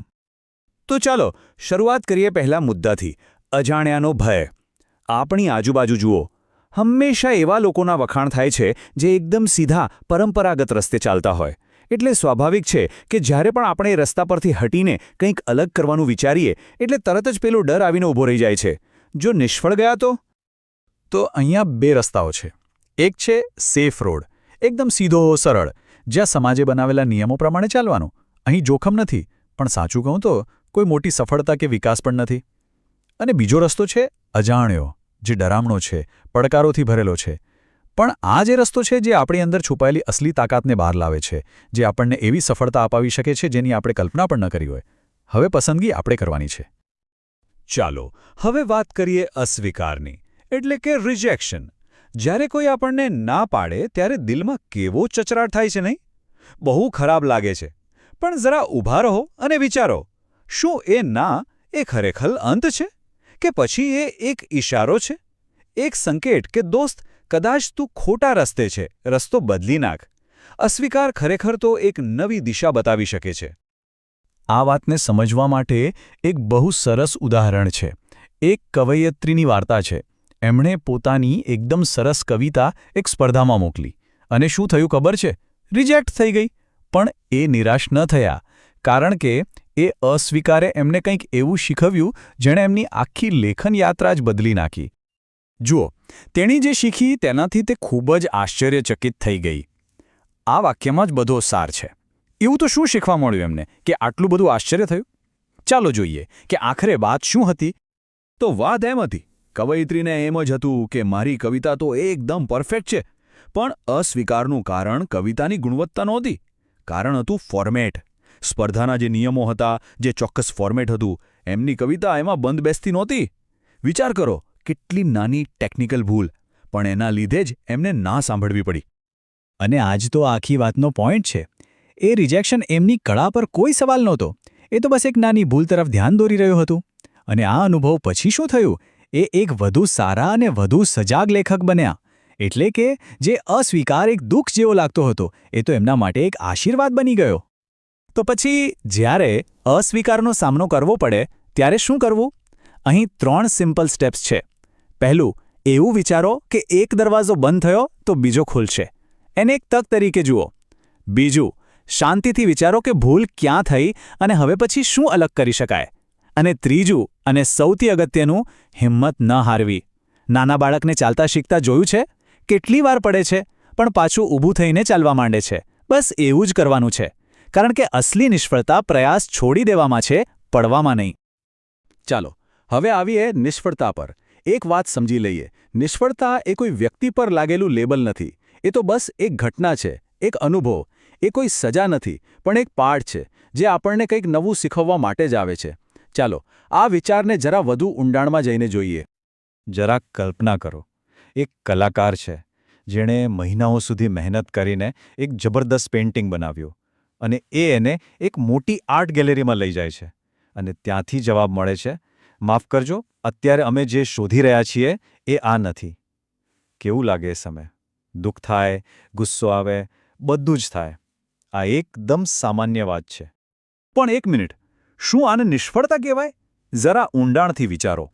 આ ઘટનામાંથી એ કલાકારને એક નવી માહિતી મળી. શું એ કે એની કળા આ સ્પેસિફિક ગેલેરીના માપદંડમાં નથી બેસતી? આ કોઈ નિષ્ફળતા નથી, આ તો એક ડેટા છે, એક માહિતી છે. હવે એ આ માહિતીનો ઉપયોગ કરીને કોઈ બીજી યોગ્ય જગ્યા શોધી શકે છે. તો પછી આને નિષ્ફળતા કઈ રીતે ગણી શકાય? તો જુઓ, પ્રક્રિયા કેટલી સિમ્પલ છે. કલાકારને પ્રતિસાદ મળ્યો, એણે એને વ્યક્તિગત રીતે ન લીધો. એના પરથી એ શીખ્યો કે આ બજાર એના માટે નથી. અને પછી એણે આ માહિતીનો ઉપયોગ કરીને નવું બજાર શોધ્યું અથવા પોતાની કળામાં કંઈક નવું કર્યું. એટલે કે જે એક નિષ્ફળતા જેવું લાગતું હતું, એણે જ એના માટે નવા રસ્તા ખોલી દીધા. કહેવાય છે ને, જ્યારે એક દરવાજો બંધ થાય છે ત્યારે બીજો ખુલે છે. તો આ વાત હંમેશા યાદ રાખવા જેવી છે. નિષ્ફળતા કોઈની ઓળખ નથી, એ તો બસ એક અનુભવ છે. એક એવો અનુભવ જે આપણને શીખવે છે, આપણને વધુ મજબૂત બનાવે છે અને સાચું કહું તો આપણને સફળતાની વધુ નજીક લઈ જાય છે. સારું, તો આપણે નિષ્ફળતા અને અસ્વીકારની વાત તો કરી, પણ આ બધાનો સામનો કરવા માટે શું જોઈએ? આપણને જોઈએ છે અંદરની તાકાત, આપણું મનોબળ. તો હવે આપણે એવા બે જોરદાર સાધનો વિશે વાત કરીશું જે આપણું મનોબળ વધારવામાં મદદ કરશે અને આપણને કોઈ પણ પડકાર માટે તૈયાર કરશે. આપણું પહેલું સાધન છે સહાનુભૂતિ, જેને આપણે અંગ્રેજીમાં એમ્પથી કહીએ છીએ. આનો સીધો સાદો અર્થ છે બીજાના દૃષ્ટિકોણને સમજવાનો પ્રયાસ કરવો. જ્યારે કોઈ આપણી ટીકા કરે કે આપણને ના પાડે ત્યારે તરત જ ગુસ્સે થવાને બદલે એકવાર એ વિચારવું કે એમણે આવું કેમ કહ્યું હશે. એમના દૃષ્ટિકોણથી જોવાથી આપણે વાતને દિલ પર લેતા નથી. તો જ્યારે પણ કોઈ નકારાત્મક પ્રતિસાદ મળે ત્યારે આ 3 સવાલ પોતાની જાતને પૂછવા જોઈએ. પહેલો, મને ખરેખર કહેવામાં શું આવ્યું છે? બીજો, સામેવાળી વ્યક્તિના વિચારો પાછળનું કારણ શું હોઈ શકે? અને ત્રીજો, હું મારા અભિગમમાં એવો કયો ફેરફાર કરી શકું જે મને અને એમને બંનેને સ્વીકાર્ય હોય? આ 3 સવાલથી આખી પરિસ્થિતિ સ્પષ્ટ થઈ જશે. અને હવે બીજું અને એટલું જ જબરદસ્ત સાધન છે આત્મજાગૃતિ, એટલે કે સેલ્ફ અવેરનેસ. આનો અર્થ છે પોતાની જાતને એકદમ પ્રામાણિકપણે જોવી. આપણી તાકાત શું છે અને હા, આપણી નબળાઈઓ કઈ છે એને દિલથી સ્વીકારવી. કારણ કે જ્યાં સુધી આપણે આ નહીં સ્વીકારીએ ત્યાં સુધી આપણો સાચો વિકાસ થઈ જ ન શકે.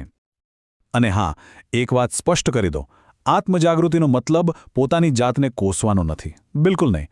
એનો હેતુ તો એ સમજવાનો છે કે ક્યાં સુધારાની જરૂર છે, અથવા તો એવા કામ અને એવી દિશા પસંદ કરવી જ્યાં આપણી નબળાઈઓ કોઈ ફરક ન પાડે અને આપણી જે તાકાત છે એનો પૂરેપૂરો ઉપયોગ થાય.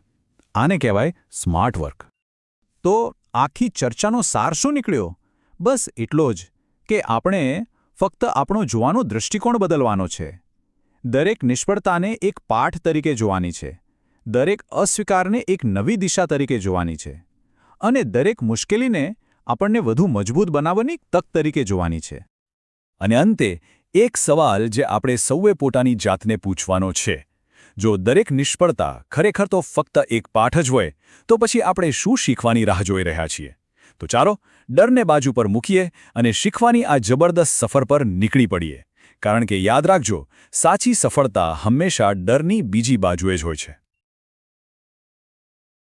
ચાલો આજે એક એવી વસ્તુ વિશે વાત કરીએ જે આપણા બધા માટે ખૂબ જ જરૂરી છે, આત્મવિશ્વાસ. પણ સાચો, ટકી રહે એવો આત્મવિશ્વાસ. એ કેવી રીતે બને? શું એ જન્મજાત હોય છે કે પછી એને કેળવી શકાય છે? આજે આપણે આ જ સવાલના જવાબ શોધવાની સફર પર નીકળવાના છીએ, એકદમ સ્ટેપ બાય સ્ટેપ. તો ચાલો શરૂ કરીએ. આ વાત કેટલી ઊંડી છે, નહીં? જો તમને તમારા અસ્તિત્વ વિશે વિશ્વાસ હોય તો તમે તમારી પોતાની પ્રામાણિકતા પર શંકા કરતા નથી. આનો મતલબ શું? મતલબ કે આત્મવિશ્વાસ કોઈ દેખાડો નથી, એ કોઈ મોંઘા કપડાં કે મોટી ગાડીમાંથી નથી આવતો. એ તો અંદરથી આવે છે, એકદમ ઊંડેથી. એ એક એવી પાક્કી ખાતરી છે કે હા, હું જે છું એ બરાબર છું. અને જ્યારે આ માન્યતા અંદરથી મજબૂત હોય ને, ત્યારે જ જીવનના ગમે તેવા પડકારો સામે ઊભા રહેવાની અને સપના પૂરા કરવાની અસલી તાકાત મળે છે. ઓકે, તો આપણે સીધા જ આત્મવિશ્વાસ વધારવાની ટિપ્સ પર નથી કૂદી પડવાના. ના, એ પહેલાં આપણે એક પગલું પાછળ જઈને એ સમજવું પડશે કે આત્મવિશ્વાસનો પાયો શું છે. કારણ કે કોઈ પણ મોટી ઇમારત મજબૂત પાયા વગર ટકી શકે નહીં, બરાબર? બસ એ જ રીતે આત્મવિશ્વાસનો પાયો છે આપણી પોતાની સંભાળ, એટલે કે આપણું શારીરિક અને માનસિક સ્વાસ્થ્ય. હવે જુઓ, આ 3 બાબતો આ કોઈ લક્ઝરી નથી, આ તો આપણી બેઝિક જરૂરિયાતો છે. પહેલું, ચિંતન માટે સમય, મતલબ પોતાની સાથે બેસીને વિચારવાનો સમય. બીજું, શરીરને સારી સ્થિતિમાં રાખવું. અને ત્રીજું, જે સૌથી અગત્યનું છે, ઊંઘ. એક વાત વિચારો, જે દિવસે રાત્રે બરાબર ઊંઘ ના થઈ હોય એ બીજો દિવસ કેવો જાય છે? ચીડચીડ થાય, કશું ગમે નહીં અને આત્મવિશ્વાસ તો ક્યાંય દેખાય પણ નહીં, સાચું ને? કારણ કે ઊંઘ એટલે માત્ર શરીરનો આરામ નહીં, એ તો આપણા મગજ માટે હીલિંગ ટાઈમ છે. જેમ શરીર પર ઘા વાગે અને રૂઝાવા દેવી પડે, એમ આખા દિવસના વિચારોના થાકને મટાડવા માટે ઊંઘ જરૂરી છે. પૂરતી ઊંઘ જ આપણને સ્પષ્ટ રીતે વિચારવાની અને સારા નિર્ણયો લેવાની શક્તિ આપે છે. તો પાયાની વાત તો સમજાઈ ગઈ. હવે આવે છે પહેલું નક્કર પગલું. અને આ એટલું મહત્વનું છે કે આના વગર આગળ વધવું લગભગ અશક્ય છે. એ છે તમારો પોતાનો સમય પાછો મેળવવો, જેને આપણે કહીએ છીએ મી ટાઈમ. હા, એ સમય જે સંપૂર્ણપણે 100% ફક્ત તમારો જ હોય. તો આ મી ટાઈમ એટલે શું? શું એ ખાલી સોફા પર બેસી રહેવું છે? ના, મી ટાઈમ એટલે એક એવો સમર્પિત સમયગાળો જેમાં આપણે આપણા વિચારોને તાજા કરીએ, જીવન વિશે થોડું સારું અનુભવીએ અને સૌથી અગત્યનું એ કરીએ જે આપણને ખરેખર કરવું ગમે છે. આ બિલકુલ ફોનને ચાર્જ કરવા જેવું છે. આખો દિવસ વાપર્યા પછી ફોનની બેટરી ડાઉન થઈ જાય છે ને, બરાબર? એમ જ આપણી માનસિક બેટરી પણ ડાઉન થાય છે. મી ટાઈમ એ જ ચાર્જર છે જે આપણને માનસિક થાક અને નેગેટિવિટીથી બચાવીને ફરીથી ફ્રેશ કરી દે છે. આ સરખામણી પર જરા ધ્યાન આપો. પુખ્ત વયના લોકો માટે મી ટાઈમ એ બાળક માટે રમવાના સમય જેવો છે. આપણે ક્યારે એવું કહીએ છીએ કે બાળક રમીને સમય બગાડે છે? ના, આપણે જાણીએ છીએ કે રમત એના વિકાસ માટે, એની ક્રિએટિવિટી માટે કેટલી જરૂરી છે. તો પછી આપણે મોટા થઈને પોતાના માટે સમય કાઢીએ તો એ સ્વાર્થીપણું કેવી રીતે હોઈ શકે? એ સ્વાર્થીપણું નથી, એ તો આપણી માનસિક શાંતિ અને આપણી અંદરની સર્જનાત્મકતાને જીવંત રાખવા માટેનું અનિવાર્ય ઈંધણ છે. અને જો આ મી ટાઈમ ન મળે તો શું થાય? ચાલો 2 ઉદાહરણો જોઈએ. એક નવી માતા છે જે આખો દિવસ બાળકની સંભાળમાં એટલી વ્યસ્ત છે કે તેને મોટા લોકો સાથે વાત કરવાનો કે જૂની નોકરી જેવો સોશિયલ કોન્ટેક્ટ પણ નથી મળતો. ધીરે ધીરે તેને ઘરમાં બંધાઈ ગયા જેવું લાગે છે અને ગુસ્સો આવવા લાગે છે. બીજી બાજુ એક પુરુષ છે જે અઠવાડિયાના 6 દિવસ સખત મહેનત કરે છે અને 7મો દિવસ ઘરના કામમાં જતો રહે છે. પરિણામ, કામ અને જીવનનું બેલેન્સ ખોરવાઈ જાય છે અને એને પણ રોષની લાગણી થાય છે. જુઓ, પરિસ્થિતિ અલગ છે પણ લાગણી એક જ છે, હતાશા અને ગુસ્સો. આ જાળ છે મી ટાઈમ ન હોવાની. ઓકે, તો આપણે મી ટાઈમ દ્વારા આપણી બેટરી રિચાર્જ કરી, પણ હવે એ એનર્જીનો ઉપયોગ ક્યાં કરવો? જવાબ છે બીજા પગલામાં. આ પગલું છે જીવનમાં ફરીથી ઉત્સાહ અને જોશ ભરવાનું. અને એનો રસ્તો છે નવા અનુભવોને દિલથી અપનાવવાનો. આ લાઈન ખરેખર વિચારવા જેવી છે. નવા વિચારો જ નક્કી કરે છે કે તમારું સપનું જીવંત રહેશે કે પછી મરી જશે. મતલબ કે જો જીવનમાં એક જ ધારા પર ચાલતા રહીશું તો એક સમયે કંટાળો આવશે, નિરસતા આવશે અને જે સપના જોયા હતા એ પણ ધૂંધળા થઈ જશે. સફળ લોકો આ જાણે છે, એટલે જ તેઓ ક્યારેય એક જગ્યાએ અટકતા નથી. તેઓ હંમેશા કંઈક નવું શોધતા રહે છે, નવું શીખતા રહે છે, જેથી એમનો ઉત્સાહ અને જોશ હંમેશા બનેલો રહે. આને સમજવા માટે એક સરસ કિસ્સો છે. એક વ્યક્તિને ફ્રેન્ચ કુકિંગ ક્લાસમાં જોડાવાની ઓફર મળી. હવે થયું એવું કે શરૂઆતમાં તો આ વિચાર પર એમને હસવું જ આવ્યું, એમ કે હું અને ફ્રેન્ચ કુકિંગ? પણ પછી એમણે વિચાર્યું કે ચાલો ટ્રાય કરવામાં શું જાય છે. અને ખબર છે શું થયું? એમને માત્ર એક નવી સ્કિલ જ ન મળી, પણ બીજાઓ માટે કંઈક સારું બનાવીને આનંદ વહેંચવાનો એક નવો રસ્તો પણ મળી ગયો. આમાંથી શીખવા શું મળ્યું? એ જ કે ક્યારેક એક નાનો અણધાર્યો વિચાર પણ એક નવા સપનાને જન્મ આપી શકે છે. જે વસ્તુ શરૂઆતમાં હસવા જેવી લાગે એ જ કદાચ જીવનનો સૌથી મોટો આનંદ બની જાય. અત્યાર સુધી આપણે બહારની દુનિયાની વાત કરી, મી ટાઈમ અને નવા અનુભવો. પણ હવે આપણે આત્મવિશ્વાસના એકદમ કેન્દ્રમાં, એના હૃદયમાં ઉતરવાના છીએ. ત્રીજું પગલું આપણને આપણી અંદરની દુનિયામાં લઈ જશે. અહીં આપણે શીખીશું કે પોતાની જાત પર અતૂટ વિશ્વાસ કેવી રીતે બાંધવો. તો સવાલ એ છે કે આ કેવી રીતે કરવું? કોઈ વ્યક્તિ પોતાની જાતમાં વિશ્વાસ કરવાનું શીખે કેવી રીતે? આ કોઈ સ્વિચ તો છે નહીં કે ચાલુ કરી દીધી અને વિશ્વાસ આવી ગયો. તો પછી રસ્તો શું છે? ચાલો એને જરા ઊંડાણમાં સમજીએ. સારું, તો એનો જવાબ આ 4 બાબતોમાં છુપાયેલો છે. પહેલું, તમારા લક્ષ્યો વિશે હકારાત્મક વાતો કરવી, એટલે કે અફર્મેશન્સ. જાતને વારંવાર યાદ કરાવવું કે તમે શું હાંસિલ કરવા માંગો છો. બીજું, પરિવર્તનને અપનાવો. જ્યારે જીવનમાં બદલાવ આવે ત્યારે ગભરાવાને બદલે એને સ્વીકારો. એનાથી સાબિત થશે કે તમે કેટલા ફ્લેક્સિબલ છો. ત્રીજું, અને આ બહુ અગત્યનું છે, અસ્વીકારથી હાર ન માનો. કોઈ ના પાડે તો એમાંથી શીખો. એને નિષ્ફળતા નહીં પણ એક પાઠ ગણો. અને ચોથું, જીવનમાં એક હેતુ નક્કી કરો. જ્યારે ખબર હોય કે ક્યાં જવાનું છે ત્યારે રસ્તા પર ચાલવાનો વિશ્વાસ આપોઆપ આવી જાય છે. અને આ બધાનો સાર શું? સાર એ જ છે કે લોકો શું કહે છે એનાથી ફરક ન પડવો જોઈએ, કારણ કે એ તો ફક્ત એમના મંતવ્યો છે. સાચો આત્મવિશ્વાસ એ નથી કે બીજા તમારા વિશે શું વિચારે છે. સાચો આત્મવિશ્વાસ એ છે કે તમે રાત્રે સૂતી વખતે અરીસામાં જોઈને પોતાની જાત વિશે શું માનો છો. બસ આ જ બધું જ છે. તો મી ટાઈમ મળ્યો, નવા અનુભવો લીધા, પોતાની જાતમાં વિશ્વાસ પણ કેળવ્યો. હવે શું? હવે આવે છે ચોથું અને કદાચ સૌથી શક્તિશાળી પગલું. એક એવું એન્જિન જે તમારા વિકાસને ક્યારે અટકવા નહીં દે. અને એ છે આજીવન શીખતા રહેવું. ચાલો જોઈએ કે આ આદત કેવી રીતે આત્મવિશ્વાસને આસમાને પહોંચાડી શકે છે. ચાલો આને પણ એક વાર્તાથી સમજીએ. કલ્પના કરો કે કોઈ તમને કહે કે તું આ કામ ક્યારે નહીં કરી શકે. અહીં પણ એવું જ થયું. એક વ્યક્તિને કહેવામાં આવ્યું કે તમે ક્યારેય વિદેશમાં જઈને રહી શકશો નહીં. વિચારો, આવું સાંભળીને કેવું લાગે? પણ એ વ્યક્તિએ હાર ન માની. કેમ? કારણ કે એનું સપનું એ લોકોની શંકા કરતાં ઘણું મોટું હતું. એમણે શું કર્યું? એમણે એ શંકાને પડકાર તરીકે લીધી અને પોતાના સપનાને સાકાર કરવા માટે જે જરૂરી હતું એ શીખવાનું શરૂ કરી દીધું. આ કિસ્સામાં એક નવી ભાષા શીખવાનું શરૂ કર્યું. આ જ તો શક્તિ છે શીખવાની. એ કોઈ પણ શંકાને હકીકતમાં બદલી શકે છે. આને સમજવા માટે એક બહુ જ સરસ ઉપમા છે. યાદ કરો એ દિવસ જ્યારે તમે પહેલીવાર કોઈના ટેકા વગર જાતે સાયકલ ચલાવી હતી. યાદ છે એ લાગણી, એ આઝાદી, એ ખુશી, એ ગર્વ? બસ દરેક વખતે જ્યારે આપણે કોઈ નવી વસ્તુ શીખીએ છીએ ને ત્યારે આપણને એ જ અદ્ભુત લાગણી ફરીથી અનુભવવા મળે છે. અને એ દરેક અનુભવ આપણા આત્મવિશ્વાસમાં એક નવું પીછું ઉમેરે છે. અને હા, શીખવાનો મતલબ ફક્ત પુસ્તકો વાંચવા કે ડિગ્રી મેળવવી એવો નથી. શીખવું કંઈ પણ હોઈ શકે છે. શૈક્ષણિક, જેમ કે કોઈ નવો કોર્સ કરવો.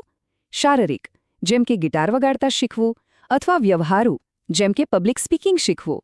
મુખ્ય વાત એ છે કે જે ક્ષેત્રમાં તમને લાગે કે તમે નબળા છો, બસ એને જ મજબૂત બનાવવાનું શરૂ કરી દો. જે દિવસે તમારી નબળાઈ તમારી તાકાત બનશે, એ દિવસે આત્મવિશ્વાસ ક્યાં હશે એ તમે જાતે જ જોઈ શકશો. કારણ કે અંતે તો આ જ સત્ય છે. જ્ઞાન અત્યંત શક્તિશાળી છે અને જ્યારે તમે તેને મેળવો છો ત્યારે તમે જાણો છો કે તમે સાચા માર્ગ પર જઈ રહ્યા છો. જ્ઞાન એ અંધારામાં ટોર્ચ જેવું છે. એ શંકા અને ડરના અંધકારને દૂર કરીને વિશ્વાસ અને સ્પષ્ટતાનો માર્ગ બતાવે છે. તો આ 4 પગલાં પછી હવે સવાલ એ નથી કે આત્મવિશ્વાસ કેવી રીતે કેળવવો. હવે સવાલ તમારા માટે છે. તમે તમારા જીવનના કયા સવાલનો જવાબ સૌથી પહેલાં શોધવા માંગો છો? કઈ એવી વસ્તુ છે જે તમે શીખવા માંગો છો? બસ આજે જે નક્કી કરો, શીખવાની આ સફર શરૂ કરો, એની મજા માણો અને પછી જુઓ કે તમારો આત્મવિશ્વાસ ક્યાંથી ક્યાં પહોંચે છે. ક્યારે વિચાર્યું છે કે આત્મસન્માન અને સફળતા મેળવવાનો રસ્તો કદાચ આપણે જે વિચારીએ છીએ એનાથી બિલકુલ અલગ હોય? શું એવું બની શકે કે સાચો આત્મવિશ્વાસ એ પોતાની જાત પર ફોકસ કરવાથી નહીં પણ બીજાઓ પર ધ્યાન કેન્દ્રિત કરવાથી મળતો હોય? ચાલો આજે આ જ રસપ્રદ વિચારને ઊંડાણપૂર્વક સમજીએ. આપણે જાણીશું કે કેવી રીતે આપણા સંબંધો જ આપણી જાતને વધુ મજબૂત બનાવી શકે છે. અને આ સવાલ એ જ આપણી આજની ચર્ચાનો પાયો છે. શું ખરેખર આત્મવિશ્વાસની ચાવી આપણા વિશે નહીં પણ બીજાઓ વિશે હોઈ શકે? આજના આ વિશ્લેષણમાં આપણે નિઃસ્વાર્થ ભાવે બીજાને મદદ કરવાના આ અનોખા સિદ્ધાંતને જ સમજવાના છીએ. તો આ સફરમાં આપણે કયા મુદ્દાઓ પર વાત કરીશું? સૌથી પહેલાં આપણે આપવાના વિરોધાભાસને સમજીશું. ત્યાર પછી 3 મહત્વની ક્રિયાઓ પર આવીશું: અપેક્ષા વિના આપવું, ધ્યાનથી સાંભળવું અને સપના વહેંચવા. અને છેલ્લે આ બધાને જોડી રાખતી સૌથી અગત્યની કડી એટલે કે સંવાદ, એના વિશે વાત કરીશું. તો ચાલો શરૂઆત કરીએ આપણા પહેલા વિભાગથી, આપવાનો વિરોધાભાસ. અહીં આપણે એ સમજવાની કોશિશ કરીશું કે કેવી રીતે નિસ્વાર્થ કામો આપણું આત્મમૂલ્ય વધારે છે. અહીંયા એક ખૂબ જ પાવરફુલ વિચાર છે. એવું કહેવાય છે કે જ્યારે કોઈ પણ જાતની શરત વગર બીજાઓ માટે કંઈક સારું કરવામાં આવે છે ને, ત્યારે આપણે કોણ છીએ એ બાબતે આપણો વિશ્વાસ અનેક ગણો વધી જાય છે. આ એક એવી ક્રિયા છે જે સીધી જ આપણા આંતરિક મૂલ્યની ભાવનાને મજબૂત કરે છે. તો પછી સાચી સ્વયંસેવા એટલે શું? સિમ્પલ ભાષામાં કહીએ તો કોઈ પણ પ્રકારના બદલાની અપેક્ષા રાખ્યા વગર કંઈક આપવું. અહીં અસલી પુરસ્કાર બહારથી મળતી વાહવાહી કે પ્રશંસા નથી, બિલકુલ નહીં. અસલી પુરસ્કાર છે અંદરથી મળતી સ્વમાન્યતા. અને આ જ તફાવત, આ જ બધી વાતનો પાયો છે. જો આ બે બાબતો વચ્ચેનો ફરક સમજવો ખૂબ જ જરૂરી છે. એક છે અપેક્ષા સાથે આપવું. આ કેવું લાગે છે? એક સોદા જેવો, એક ટ્રાન્ઝેક્શન. જેમ કે કોઈ માતાપિતા પોતાના બાળકને સારામાં સારું શિક્ષણ અપાવે, પણ મનમાં એક ચોક્કસ પરિણામની અપેક્ષા રાખે. આનાથી શું થાય? લેનાર પર એક બોજ આવી જાય છે અને આપનારને કદાચ નિરાશા પણ મળે. પણ જ્યારે કોઈ પણ અપેક્ષા વગર આપવામાં આવે છે, ત્યારે એ સાચા અર્થમાં એક ભેટ બની જાય છે. આનાથી આપનાર વ્યક્તિમાં નમ્રતા આવે છે અને બહારથી કોઈના વખાણની જરૂર વગર જ સાચું આત્મગૌરવ વધે છે. તો આ નિસ્વાર્થ સેવા કામ કઈ રીતે કરે છે? એની પાછળનું મિકેનિઝમ શું છે? ચાલો સમજીએ. સૌથી પહેલાં તે વ્યક્તિને પોતાના મૂલ્યનો અહેસાસ કરાવે છે. એક ઉદાહરણ લઈએ. માની લો કે કોઈ વ્યક્તિ ડોગ શેલ્ટરમાં સેવા આપે છે. જ્યારે વ્યક્તિ બીમાર શ્વાનોને ધીમે ધીમે સ્વસ્થ અને ખુશ થતા જુએ છે, ત્યારે એ પોઝિટિવ રિઝલ્ટ જોઈને જે પ્રોત્સાહન મળે છે ને, એ સીધું જ એના આત્મસન્માનને વધારે છે. પછી શું થાય છે? ધ્યાન બીજાઓ પાસેથી વખાણ મેળવવા પરથી હટી જાય છે. ફોકસ આંતરિક સંતોષ પર આવી જાય છે. અને છેલ્લે એ વિશ્વાસ મજબૂત બને છે કે હા, મારું હૃદય ખરેખર સારું છે. ચાલો હવે થિયરીમાંથી પ્રેક્ટિકલમાં આવીએ. આ સિદ્ધાંતને જીવનમાં ઉતારવો કઈ રીતે? તો આપણી પહેલી એક્શન છે અપેક્ષા વિના આપવું. આની પ્રેક્ટિસ માટે એક ખૂબ જ સિમ્પલ એક્સરસાઇઝ છે. માની લો કે કોઈ પાડોશી માટે કેક બનાવી. હવે બીજું સ્ટેપ શું? એક એમને આપી દેવાની, કોઈ પણ જાતના વખાણની રાહ જોયા વગર. બસ આપીને ત્યાંથી નીકળી જવાનું અને મનમાં એ સંતોષ રાખવાનો કે મેં એક સારું કામ કર્યું છે. બસ આટલું જ. આ જે ફિલિંગ છે ને, એ જ છે સ્વમાન્યતાની શક્તિ. અને એ બહારથી મળતા કોઈ પણ વખાણ કરતાં અનેક ગણી વધુ શક્તિશાળી હોય છે. પણ અહીં એક વાત ખાસ યાદ રાખવાની છે, એક ચેતવણી છે. આપવું તો હંમેશા સારા મનથી આપવું, નહીં તો બિલકુલ નહીં. જો આપવાની ક્રિયામાં પોતાની જાતને દુઃખી કરવાની નોબત આવે, તો એમાંથી સકારાત્મકતા નહીં પણ નકારાત્મકતા અને ગુસ્સો જ જન્મશે. એટલે કે નિસ્વાર્થ સેવા અને પોતાની જાતનો ભોગ આપવા વચ્ચે એક ખૂબ જ પાતળી લાઈન છે. એને સમજવી અત્યંત જરૂરી છે. ચાલો હવે આપણે બીજી ક્રિયા તરફ આગળ વધીએ. ધ્યાનથી સાંભળવું. અહીં આપણે કોઈ ભૌતિક વસ્તુ આપવાની વાત નથી કરી રહ્યા, પણ સમય અને ધ્યાન જેવી અમૂલ્ય ભેટ આપવાની વાત કરી રહ્યા છીએ. એક સારો શ્રોતા બનવું એટલે શું? એનો સીધો અર્થ છે એ સમજવું કે આખી દુનિયા ફક્ત આપણી આસપાસ નથી ફરતી. આ સમજણ માટે આપણી માનસિકતામાં એક મોટો બદલાવ લાવવો પડે છે. અને તમને કહું, સફળતાના રસ્તા પર આ સ્કેલ, આ કૌશલ્ય એટલું બધું મૂલ્યવાન છે કે જેની કોઈ સીમા નથી. કારણ કે આ જ આપણને બીજાનો દૃષ્ટિકોણ સમજવામાં અને મજબૂત સંબંધો બનાવવામાં મદદ કરે છે. તો સારું સાંભળવાની પ્રેક્ટિસ કેવી રીતે કરવી? એકદમ સિમ્પલ છે. કોઈ એવા મિત્રને ફોન કરો જેની સાથે વાત કરીને સારું લાગે, પણ એક શરત છે, આ ફોન કોલ એમના વિશે હોવો જોઈએ, આપણા વિશે નહીં. એમના હાલચાલ પૂછો, એમના સમાચાર જાણો અને જ્યારે એ બોલી રહ્યા હોય ત્યારે પૂરા ધ્યાનથી સાંભળો. વચ્ચે ટોકવાનું નથી. બસ એમને વધુ બોલવા માટે પ્રોત્સાહિત કરો અને સાચો સપોર્ટ આપો. આ જ છે એક્ટિવ લિસનિંગ. અને આમ કરવાથી શું ફાયદો થશે? ઘણો બધો. એક તો જીવનમાં પોઝિટિવિટી વધશે. લોકો એવા વ્યક્તિ તરફ સ્વાભાવિક રીતે જ વધુ આકર્ષાય છે જે ખરેખર સાંભળવા તૈયાર હોય. એટલું જ નહીં, આ કળા આપણને સાચા મિત્રો અને મતલબી સંબંધો વચ્ચેનો તફાવત સમજવામાં પણ મદદ કરે છે. અને સૌથી મહત્વની વાત, આનાથી લાંબા સમય સુધી ટકી રહે એવી મજબૂત મિત્રતા બને છે જે પરસ્પર સપોર્ટ પર ટકેલી હોય. અને હવે આપણે આવી પહોંચ્યા છીએ આપણી ત્રીજી અને છેલ્લી ક્રિયા પર, સપના વહેંચવા. આ વિભાગમાં આપણે જોઈશું કે આપણા અંગત લક્ષ્યોને હકીકતમાં બદલવા માટે વાતચીત કરવી કેટલી જરૂરી છે. આ એક વાત બરાબર સમજી લેવા જેવી છે. જે સપનું ફક્ત આપણા મનમાં બંધ રહે છે ને, એ એક વિચારથી વધુ કંઈ નથી. પણ જે ક્ષણે એ સપનું બીજા સાથે શેર કરવામાં આવે છે ત્યારે એને પાંખો ફૂટે છે. એ હકીકત બનવાની દિશામાં પહેલું પગલું ભરે છે. યાદ રાખજો, પોતાના સપનામાં બીજાને સામેલ કરવા એ કોઈ નબળાઈ નથી, પણ સફળતા માટેની એક સ્માર્ટ સ્ટ્રેટેજી છે. ચાલો આ વાતને એક સરસ ઉદાહરણથી સમજીએ. એક જેનિફર નામની સ્ત્રી હતી. એને ઘોડાઓનો જબરદસ્ત શોખ હતો. એનું સપનું હતું કે એનું આખું જીવન ઘોડાઓની આસપાસ જ વીતે. આ એનું અંગત સપનું હતું. હવે બીજી બાજુ એના પતિ હતા. એ વ્યવસાયિક ડૉક્ટર હતા. એમનું સપનું કંઈક અલગ જ હતું. એ પોતાની મેડિકલ સ્કિલ્સનો ઉપયોગ કરીને દિવ્યાંગ બાળકોની મદદ કરવા માંગતા હતા. હવે તમે જ કહો, પહેલી નજરે તો આ બંને સપના એકબીજાથી સાવ અલગ લાગે છે, બરાબર ને? પણ અહીં સંવાદનો જાદુ થયો. જ્યારે જેનિફર અને એના પતિએ એકબીજા સાથે પોતાના સપના શેર કર્યા ત્યારે એમને સમજાયું કે એમના અલગ અલગ લાગતા સપનાને જોડી શકાય છે. જાણે ગણિતનો દાખલો હોય, A+B=C. અને એમણે શું કર્યું? એમણે સાથે મળીને ઘોડાઓનો ઉપયોગ કરીને બાળકો માટે એક થેરાપી સેન્ટર શરૂ કર્યું. આનાથી બેસ્ટ ઉદાહરણ બીજું શું હોઈ શકે કે સપના શેર કરવાથી એવા પરિણામો મળે છે જે આપણે એકલા ક્યારેય વિચારી પણ ના શકીએ. અને આ જ વાત આપણને આપણા છેલ્લા અને સૌથી અગત્યના વિભાગ તરફ લઈ જાય છે. આપણે આપવા વિશે વાત કરી, સાંભળવા વિશે વાત કરી અને સપના વહેંચવા વિશે વાત કરી. આ ત્રણેય ક્રિયાઓને એક દોરામાં બાંધી રાખતું તત્વ કયું છે? એ છે સંવાદ, કમ્યુનિકેશન, જે દરેક પ્રકારની સફળતાનું એન્જિન છે. તો પછી અસરકારક સંવાદ એટલે શું?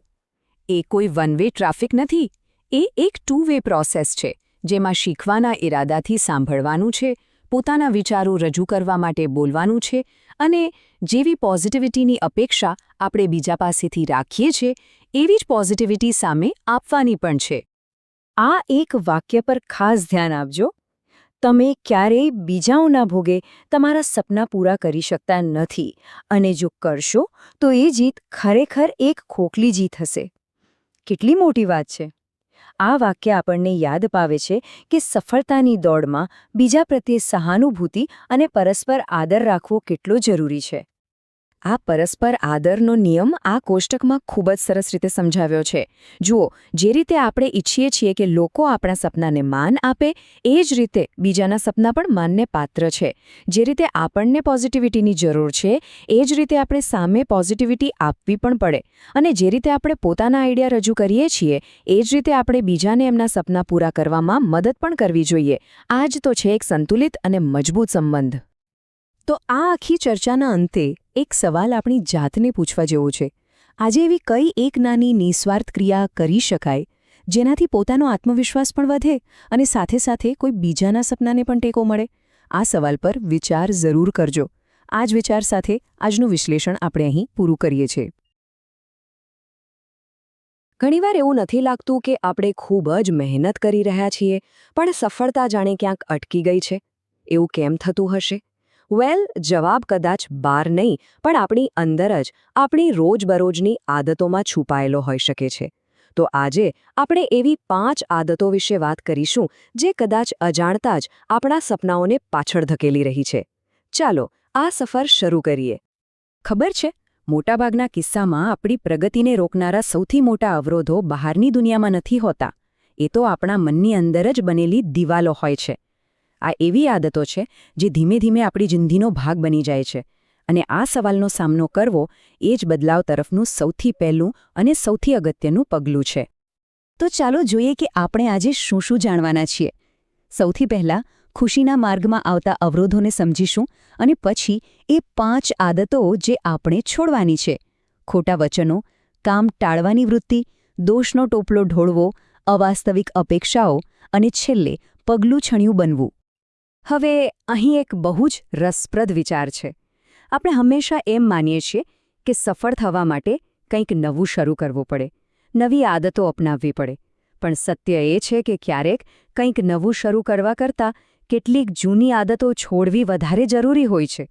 કારણ કે જ્યારે આપણે કોઈ કામ અધૂરું મૂકીએ છીએ ત્યારે એ નિષ્ફળતાની લાગણી આપણા આત્મવિશ્વાસને ધીમે ધીમે ખતમ કરી નાખે છે. તો ચાલો સૌથી પહેલી આદત પર આવીએ. એ છે પોતાની જાતને કે બીજાને આપેલા વચનો પૂરા ન કરવા. આપણે બધા જ આ પરિસ્થિતિમાંથી પસાર થયા હોઈશું, ખરું ને? જેમ કે નક્કી કરીએ કે કાલથી ડાયટ શરૂ કરીશું, પણ 2 દિવસમાં જ છોડી દઈએ. અથવા નક્કી કરીએ કે ધૂમ્રપાન છોડી દઈશું, પણ ફરી શરૂ કરી દઈએ. અને આનાથી થાય છે શું? એક એવું ચક્ર શરૂ થાય છે જેમાંથી બહાર નીકળવું બહુ મુશ્કેલ છે. જ્યારે આપણે વારંવાર વચનો તોડીએ છીએ ત્યારે આપણે માત્ર બીજાની નજરમાં જ નહીં પણ પોતાની નજરમાં પણ આપણો વિશ્વાસ ગુમાવી દઈએ છીએ. અને જ્યારે આત્મવિશ્વાસ જતો રહે ત્યારે પ્રગતિ કરવી લગભગ અશક્ય બની જાય છે. તો સવાલ એ છે કે આ ચક્રને તોડવું કઈ રીતે? જુઓ, ઉપાય મોટા વચનોમાં નહીં પણ નાના નાના પગલાંમાં છે. એવા લક્ષ્યો નક્કી કરો જે પૂરા કરી શકાય એની ખાતરી હોય. દરેક નાની જીત, ભલે તે ગમે તેટલી નાની હોય, એ આપણા મગજને એક શક્તિશાળી સંદેશ આપે છે કે હા, હું મારા શબ્દો પાડી શકું છું. અને બસ આ રીતે ધીમે ધીમે આત્મવિશ્વાસ પાછો બંધાવા લાગે છે. આ બીજી આદત તો લગભગ આપણા બધાની જ જિંદગીનો ભાગ બની ગઈ છે. એ છે કામ ટાળવાની વૃત્તિ, એટલે કે પ્રોક્રેસ્ટિનેશન. કાલે કરીશું આ વિચાર આપણને એક ક્ષણે તો રાહત આપે છે, પણ એ આવતીકાલ આપણા ભવિષ્ય પર એક મોટો બોજ બની જાય છે. એ એક ધીમા ઝેર જેવું છે. આ વાતને સમજવા માટે એક જોરદાર સરખામણી છે. પેડે લોન. વિચાર કરો, જ્યારે આપણે કોઈ કામ ટાળીએ છીએ ત્યારે આપણે આવતીકાલના સમયમાંથી ઉધાર લઈએ છીએ. પણ જ્યારે આવતીકાલ આવે છે ત્યારે આપણી પાસે આજનું કામ તો હોય જ છે, સાથે કાલનો બોજ પણ હોય છે. અને આમ આપણે સમયના દેવામાં ડૂબતા જઈએ છીએ, જે આપણા સપનાઓને આગળ વધવા દેતું નથી. ઓકે, તો આને હરાવવાનો રસ્તો શું છે? અહીં એક બહુ જ સરળ પદ્ધતિ બતાવી છે.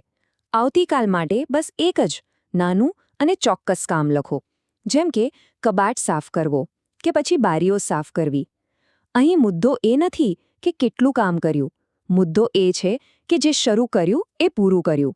આ નાનકડી જીતનો સંતોષ જ આગળ વધવાની પ્રેરણા આપે છે. અને હવે આવે છે ત્રીજી આદત, દોષનો ટોપલો ઢોળવાની રમત. જ્યારે પણ કંઈ ખોટું થાય ત્યારે પોતાની જવાબદારી લેવાને બદલે બીજા કોઈ પર કે પછી પરિસ્થિતિ પર દોષ નાખી દેવો.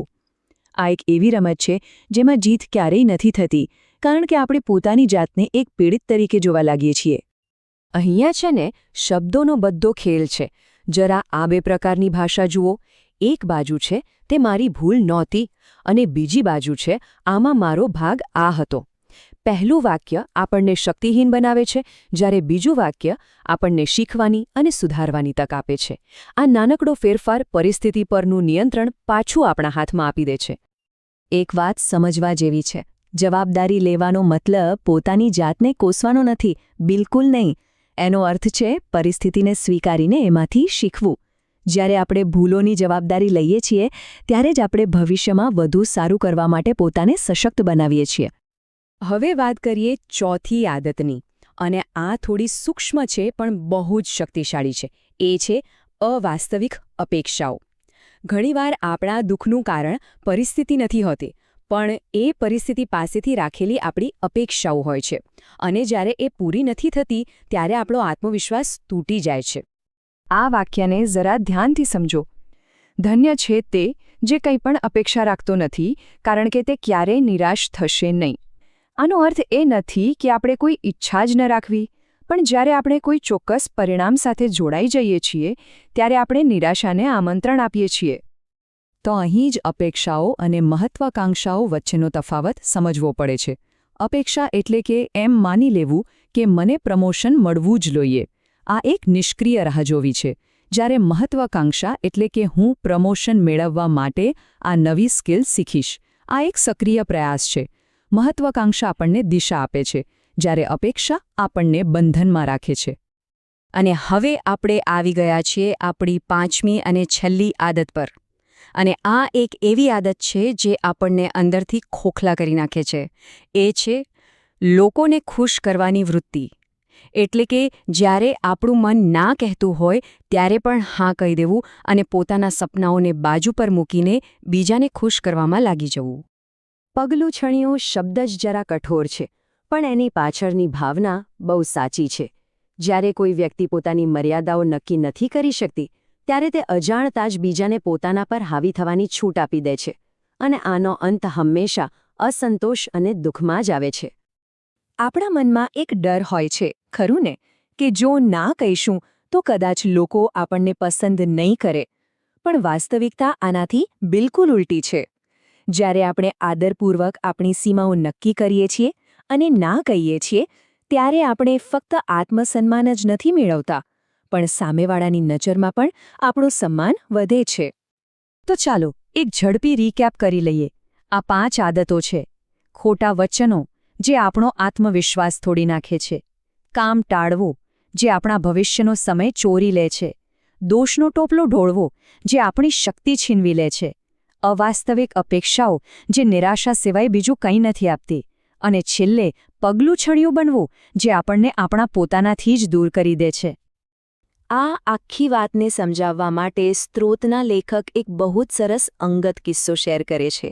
એમણે એક ઊંચા પગારવાળી નોકરી એટલા માટે છોડી દીધી કારણ કે ત્યાં એમને સન્માન નહોતું મળતું, અને એના બદલે ઓછો પગાર પણ વધુ આત્મસન્માન આપતી નોકરી સ્વીકારી. આ બતાવે છે કે સાચી સફળતા પૈસા કે પદમાં નથી, પણ ખુશી અને આત્મસન્માનમાં છે. અને આ જ વાત આપણને આજના મુખ્ય મુદ્દા પર પાછી લાવે છે. સફળતાની વ્યાખ્યા દરેક માટે અલગ હોય છે. સાચું હાઈ પ્રોફાઇલ જીવન એ નથી જે દુનિયાને દેખાય, પણ એ છે જે આપણને અંદરથી ખુશી અને સંતોષનો અનુભવ કરાવે. તો આ બધી ચર્ચા પછી હવે સવાલ એ છે કે આ 5 આદતોમાંથી એવી કઈ એક આદત છે જેને છોડવાથી જીવનમાં સૌથી મોટું અને સકારાત્મક પરિવર્તન આવી શકે છે? જવાબ કોઈ બીજા પાસે નથી, એ આપણી અંદર જ છે. પહેલું પગલું ભરવાનો નિર્ણય જ સૌથી શક્તિશાળી છે. ચાલો સકારાત્મક માનસિકતાની શક્તિને જરા ઊંડાણથી સમજીએ. જુઓ, આ કોઈ ખાલી મોટી પ્રેરણાદાયી વાતો નથી, પણ ખરેખર એક એવું સાધન છે જે આપણા સપનાઓને વાસ્તવિકતામાં બદલી શકે છે. આપણે એ જાણવાની કોશિશ કરીશું કે કેવી રીતે આ એક નાનકડો દૃષ્ટિકોણ સફળતા માટેનો આખો નકશો બની શકે છે. તો ચાલો એક ખૂબ જ રસપ્રદ સવાલથી આખી વાતની શરૂઆત કરીએ. શું એવું બની શકે કે આપણે જે સપનાને પૂરા કરવા માટે બહારની દુનિયામાં આમતેમ ભટકીએ છીએ એની ચાવી, એની માસ્ટર કી ખરેખર તો આપણી અંદર જ, આપણા મગજમાં જ પડેલી હોય? વિચારવા જેવી વાત છે નહીં. આપણે મોટાભાગે બહારના સંસાધનો શોધતા રહીએ છીએ, પણ આપણું સૌથી મોટું શસ્ત્ર તો આપણી પોતાની વિચારસરણી જ છે. 80 આ આંકડો શું કહેવા માંગે છે? ચાલો સમજીએ. જો આપણે સરેરાશ 100 વર્ષનું જીવન માનીને ચાલીએ તો એમાંથી પહેલા 20 વર્ષ તો શીખવામાં અને મોટા થવામાં જ નીકળી જાય છે, બરાબર? એ પછી આપણી પાસે પોતાના સપના પૂરા કરવા, દુનિયાને જાણવા અને ખરા અર્થમાં જીવન જીવવા માટે લગભગ 80 વર્ષનો સમય હોય છે. આ સમય કેટલો અમૂલ્ય છે અને એની દરેક ક્ષણનો ઉપયોગ કેવી રીતે કરવો એ સંપૂર્ણપણે આપણા હાથમાં છે. આ વિચાર જ આપણને જગાડવા માટે પૂરતો છે. તો સવાલ એ છે કે આ 80 વર્ષની લાંબી યાત્રા માટે ઊર્જા ક્યાંથી મળશે? ચાલો આપણા પહેલા વિભાગમાં એ જ સમજીએ કે આ સકારાત્મકતાનું એન્જિન આખરે છે શું, અને તે આપણા સપનાઓ માટે બળતણ એટલે કે ફ્યુઅલ કેવી રીતે પૂરું પાડે છે. એક વાત બરાબર સમજી લઈએ. સકારાત્મકતા એટલે ખાલી ખુશ રહેવું કે સારું અનુભવવું એટલું જ નહીં. એને એક ગાડીના એન્જિનમાં વપરાતા પેટ્રોલ કે ડીઝલ તરીકે વિચારો. જેમ બળતણ વગર ગાડી 1 ઇંચ પણ આગળ ન ચાલી શકે, બસ એ જ રીતે સકારાત્મક વિચારધારા વગર જીવનની ગાડી સફળતાના રસ્તા પર આગળ વધી જ ન શકે. આ એક એવી સક્રિય શક્તિ છે જે ગમે તેવી મુશ્કેલીઓમાં પણ આપણને હારવા નથી દેતી, આપણને ચાલતા રાખે છે. તો સવાલ એ છે કે આ એન્જિન કામ કઈ રીતે કરે છે? સૌથી પહેલાં તો તે આપણને સતત આગળ વધવા માટે ધક્કો મારે છે, પ્રેરણા આપે છે. નાના મોટા પડકારો આવે ત્યારે પણ આપણો ઉત્સાહ ટકાવી રાખે છે. આપણને આપણા લક્ષ્ય પર ફોકસ રાખવામાં મદદ કરે છે, જેથી આપણે રસ્તો ભટકી ન જઈએ. અને સૌથી સારી વાત, જ્યારે આપણે અંદરથી સકારાત્મક હોઈએ છીએ ત્યારે જીવન આપોઆપ સુંદર લાગવા માંડે છે અને એ જ સારી લાગણી વધુ સફળતાની વાર્તાઓ બનાવે છે. આખું એક પોઝિટિવ ચક્કર છે. ઓકે, તો હવે આપણે એ જાણીએ છીએ કે આ એન્જિન શું છે અને કેવી રીતે કામ કરે છે. તો હવે એ જોઈએ કે આ માનસિકતાને બનાવી કેવી રીતે શકાય અને સફળતા માટેનું એવું તો કયું સરળ સૂત્ર છે. સિદ્ધાંત ખરેખર બહુ જ સીધો અને સરળ છે. આપણું મગજ છે ને, એ એક સુપર પાવરફુલ કમ્પ્યુટર જેવું છે. કમ્પ્યુટરમાં એક નિયમ હોય છે, ગાર્બેજ ઇન ગાર્બેજ આઉટ. એટલે કે જેવો ડેટા નાખશો તેવું જ પરિણામ બહાર આવશે. બસ આપણા મગજનું પણ એવું જ છે. જો આપણે મગજને સતત નકારાત્મક વિચારો, શંકાઓ અને ડરનો ખોરાક આપીશું તો પરિણામમાં પણ નિરાશા અને નિષ્ફળતા જ મળશે. જુઓ, આ સૂત્ર કોઈ જાદુઈ છડી નથી હો. આ તો એકદમ વૈજ્ઞાનિક પ્રક્રિયા છે. પહેલું પગલું છે મગજને સકારાત્મક વિચારોનો ખોરાક આપવાનો. બીજું, મગજ એ વિચારો પર પ્રોસેસિંગ કરીને સકારાત્મક પરિણામો આપવાનું શરૂ કરશે. હવે આવે છે સૌથી અગત્યનો ભાગ, ત્રીજું પગલું. જ્યારે પણ નાના સારા પરિણામો મળે ને ત્યારે એને સ્વીકારો, પોતાની જાતને શાબાશી આપો. અને છેલ્લે અંતિમ પરિણામ, જે વસ્તુઓ પહેલાં એમ લાગતું હતું કે અરે આ તો અશક્ય છે, એ જ વસ્તુઓ હવે ધીમે ધીમે શક્ય બનતી દેખાશે. ચાલો, હવે ખાલી થિયરીની વાતો બહુ થઈ. હવે એ જોઈએ કે આ વિચારોને વાસ્તવિકતામાં બદલવા માટે આપણે કયા નક્કર પગલાં એટલે કે એક્શન સ્ટેપ્સ લઈ શકીએ છીએ. સૌથી પહેલું અને સૌથી જરૂરી, એવા લોકોની આસપાસ રહો જેઓ તમને પ્રોત્સાહન આપે, તમારો ઉત્સાહ તોડે નહીં. બીજું, ધ્યાન જેવી પ્રવૃત્તિઓથી મનને શાંત કરીને સકારાત્મકતા પર ધ્યાન કેન્દ્રિત કરો. ત્રીજું, પોતાની અંદરની ક્રિએટિવિટીને જીવંત રાખો, ભલે તે કોઈ નાનકડો શોખ જ કેમ ન હોય. ચોથું, નકારાત્મક પ્રભાવો જેમ કે સતત નિરાશા ફેલાવતા સમાચારો કે લોકો, તેમને પ્રેમથી જીવનમાંથી દૂર કરો. અને પાંચમું, પોતાની સીમાઓ નક્કી કરતા શીખો. બીજાને ખુશ કરવા માટે પોતાની ખુશીનો ભોગ આપવાનું બંધ કરો. આ વાક્ય ખરેખર ખૂબ ઊંડું છે. એ કહે છે કે પોતાની જાતને મર્યાદાઓમાં બાંધવાનું બંધ કરો. જીવનમાં મોટાભાગની મર્યાદાઓ બહારથી નથી આવતી, પણ આપણે પોતે જ આપણા મનમાં એક દિવાલ ઊભી કરી દઈએ છીએ. આપણે મનમાં વિચારી લઈએ છીએ કે આ મારાથી નહીં થાય, અને બસ એ વિચાર જ આપણી સૌથી મોટી મર્યાદા બની જાય છે. અને આ વાત આપણને એક બહુ જ મહત્વના મુદ્દા પર લાવે છે, આત્મવિનાશ એટલે કે સેલ્ફ સેબોટેજથી બચવું. ઘણીવાર આપણો સૌથી મોટો દુશ્મન બીજું કોઈ નહીં પણ અરીસામાં દેખાતી વ્યક્તિ એટલે કે આપણે પોતે જ હોઈએ છીએ. આ એક એવો સવાલ છે જે દરેકે પોતાની જાતને પૂછવો જોઈએ. શું કોઈ પોતાની જ સફળતાના રસ્તામાં ખાડા ખોદી રહ્યું છે? શું કોઈ સારી તક આવે ત્યારે ડરના કારણે પાછળ હટી જાય છે? શું કોઈ સતત પોતાની જાતને બીજા કરતાં ઓછી આંકે છે? આ બધા આત્મવિનાશના જ સંકેતો છે. અહીં બે અલગ અલગ માનસિકતાઓ વચ્ચેનો તફાવત એકદમ સ્પષ્ટ છે. એક છે પીડિત માનસિકતા. આવી વ્યક્તિ હંમેશા સંજોગો અને બીજા લોકોને દોષ આપતી રહે છે. હા, આનાથી થોડા સમય માટે લોકોની સહાનુભૂતિ મળી શકે છે, પણ લાંબા ગાળે આત્મસન્માન ખતમ થઈ જાય છે. અને બીજી બાજુ છે વિજેતા માનસિકતા. આવી વ્યક્તિ પડકારોને એક તક તરીકે જુએ છે. તે જવાબદારી લે છે અને ઉકેલ શોધે છે, જે તેને સફળતા અને સાચા અર્થમાં સંતોષ તરફ લઈ જાય છે. આ કોઈ કાલ્પનિક વાત નથી. આ એક વાસ્તવિક અનુભવ છે. લેખક કહે છે કે તેમની એવી નોકરી કે જે તેમના વ્યક્તિત્વને રીતસર દબાવી રહી હતી, તેને છોડી દેવી એ પરિવર્તનનું પહેલું અને સૌથી મોટું પગલું હતું. આ નિર્ણય વિજેતા માનસિકતાનું એક ઉત્તમ ઉદાહરણ છે. અને એ નોકરી છોડવાનો નિર્ણય ક્યારે આવ્યો? જ્યારે તેમને એ વાત સમજાઈ કે હું બીજા લોકો મારા વિશે શું વિચારે છે, હું કેવો હોવો જોઈએ, એ પ્રમાણે જીવવામાં એટલો બધો વ્યસ્ત હતો કે હું પોતે કોણ છું તે જ ભૂલી ગયો હતો. આ એક જાગૃતિની ક્ષણ છે જે ખૂબ જ શક્તિશાળી હોય છે. તો આપણી સાચી દિશા કેવી રીતે શોધવી? ચાલો આપણા અંતિમ વિભાગમાં જોઈએ કે કેવી રીતે આપણે આપણા લક્ષ્યને એકદમ સ્પષ્ટ રીતે જોઈ શકીએ અને આપણી આદર્શ દુનિયાનું નિર્માણ કરી શકીએ. એક નાની કલ્પના કરો. માની લો કે કોઈ મુસાફરી પર નીકળ્યું છે, પણ એને ખબર જ નથી કે ક્યાં જવાનું છે. તો એ ક્યાં પહોંચશે? સ્વાભાવિક છે, ક્યાંય નહીં. બસ જીવનનું પણ એવું જ છે. જ્યારે આપણા સપના વિશે આપણા મનમાં એકદમ સ્પષ્ટ ચિત્ર હોય ત્યારે તે આપણને એક નિશ્ચિત લક્ષ્ય આપે છે. એ આપણા માટે એક જીપીએસ જેવું કામ કરે છે. આ એક ખૂબ જ સરળ પણ અત્યંત અસરકારક કવાયત છે.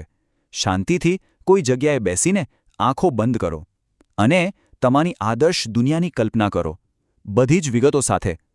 ત્યાં કેવા લોકો છે, ઘર કેવું છે, ક્યાં છો? આ ચિત્રને એકદમ રંગીન અને જીવંત બનાવો. અને જ્યારે પણ મનમાં કોઈ શંકા આવે કે રસ્તો અઘરો લાગે, ત્યારે બસ આંખો બંધ કરીને આ દૃશ્યમાં પાછા ફરો. આ તમને યાદ અપાવશે કે આ બધી મહેનત શા માટે થઈ રહી છે. એક વાત નક્કી છે, આ યાત્રામાં મુશ્કેલીઓ તો આવશે જ, પણ તેને નિષ્ફળતા તરીકે જોવાની ભૂલ ન કરતા. એ તો માત્ર દિશામાં થયેલો એક નાનકડો ફેરફાર છે. જેમ કોઈ નદી મોટા પથ્થર સાથે ટકરાઈને અટકી નથી જતી પણ પોતાનો રસ્તો બદલીને આગળ વધતી રહે છે, તેમ આ અવરોધો આપણને કંઈક નવું શીખવાની અને આપણો માર્ગ સુધારવાની એક તક આપે છે. અને અંતે આ એક વિચાર સાથે આપણી વાતને પૂરી કરીએ. જો કોઈ પોતાના લક્ષ્યને એટલી સ્પષ્ટતાથી જોઈ શકે જાણે કે તે અત્યારે જ વાસ્તવિકતા હોય, તો પછી તે લક્ષ્ય તેનાથી દૂર ભાગી શકતું નથી. દ્રષ્ટિની સ્પષ્ટતા જ તેને ચુંબકની જેમ પોતાની તરફ ખેંચી લાવશે, કારણ કે જે મનમાં વસી જાય છે તે વાસ્તવિકતામાં અવશ્ય ઉતરે છે.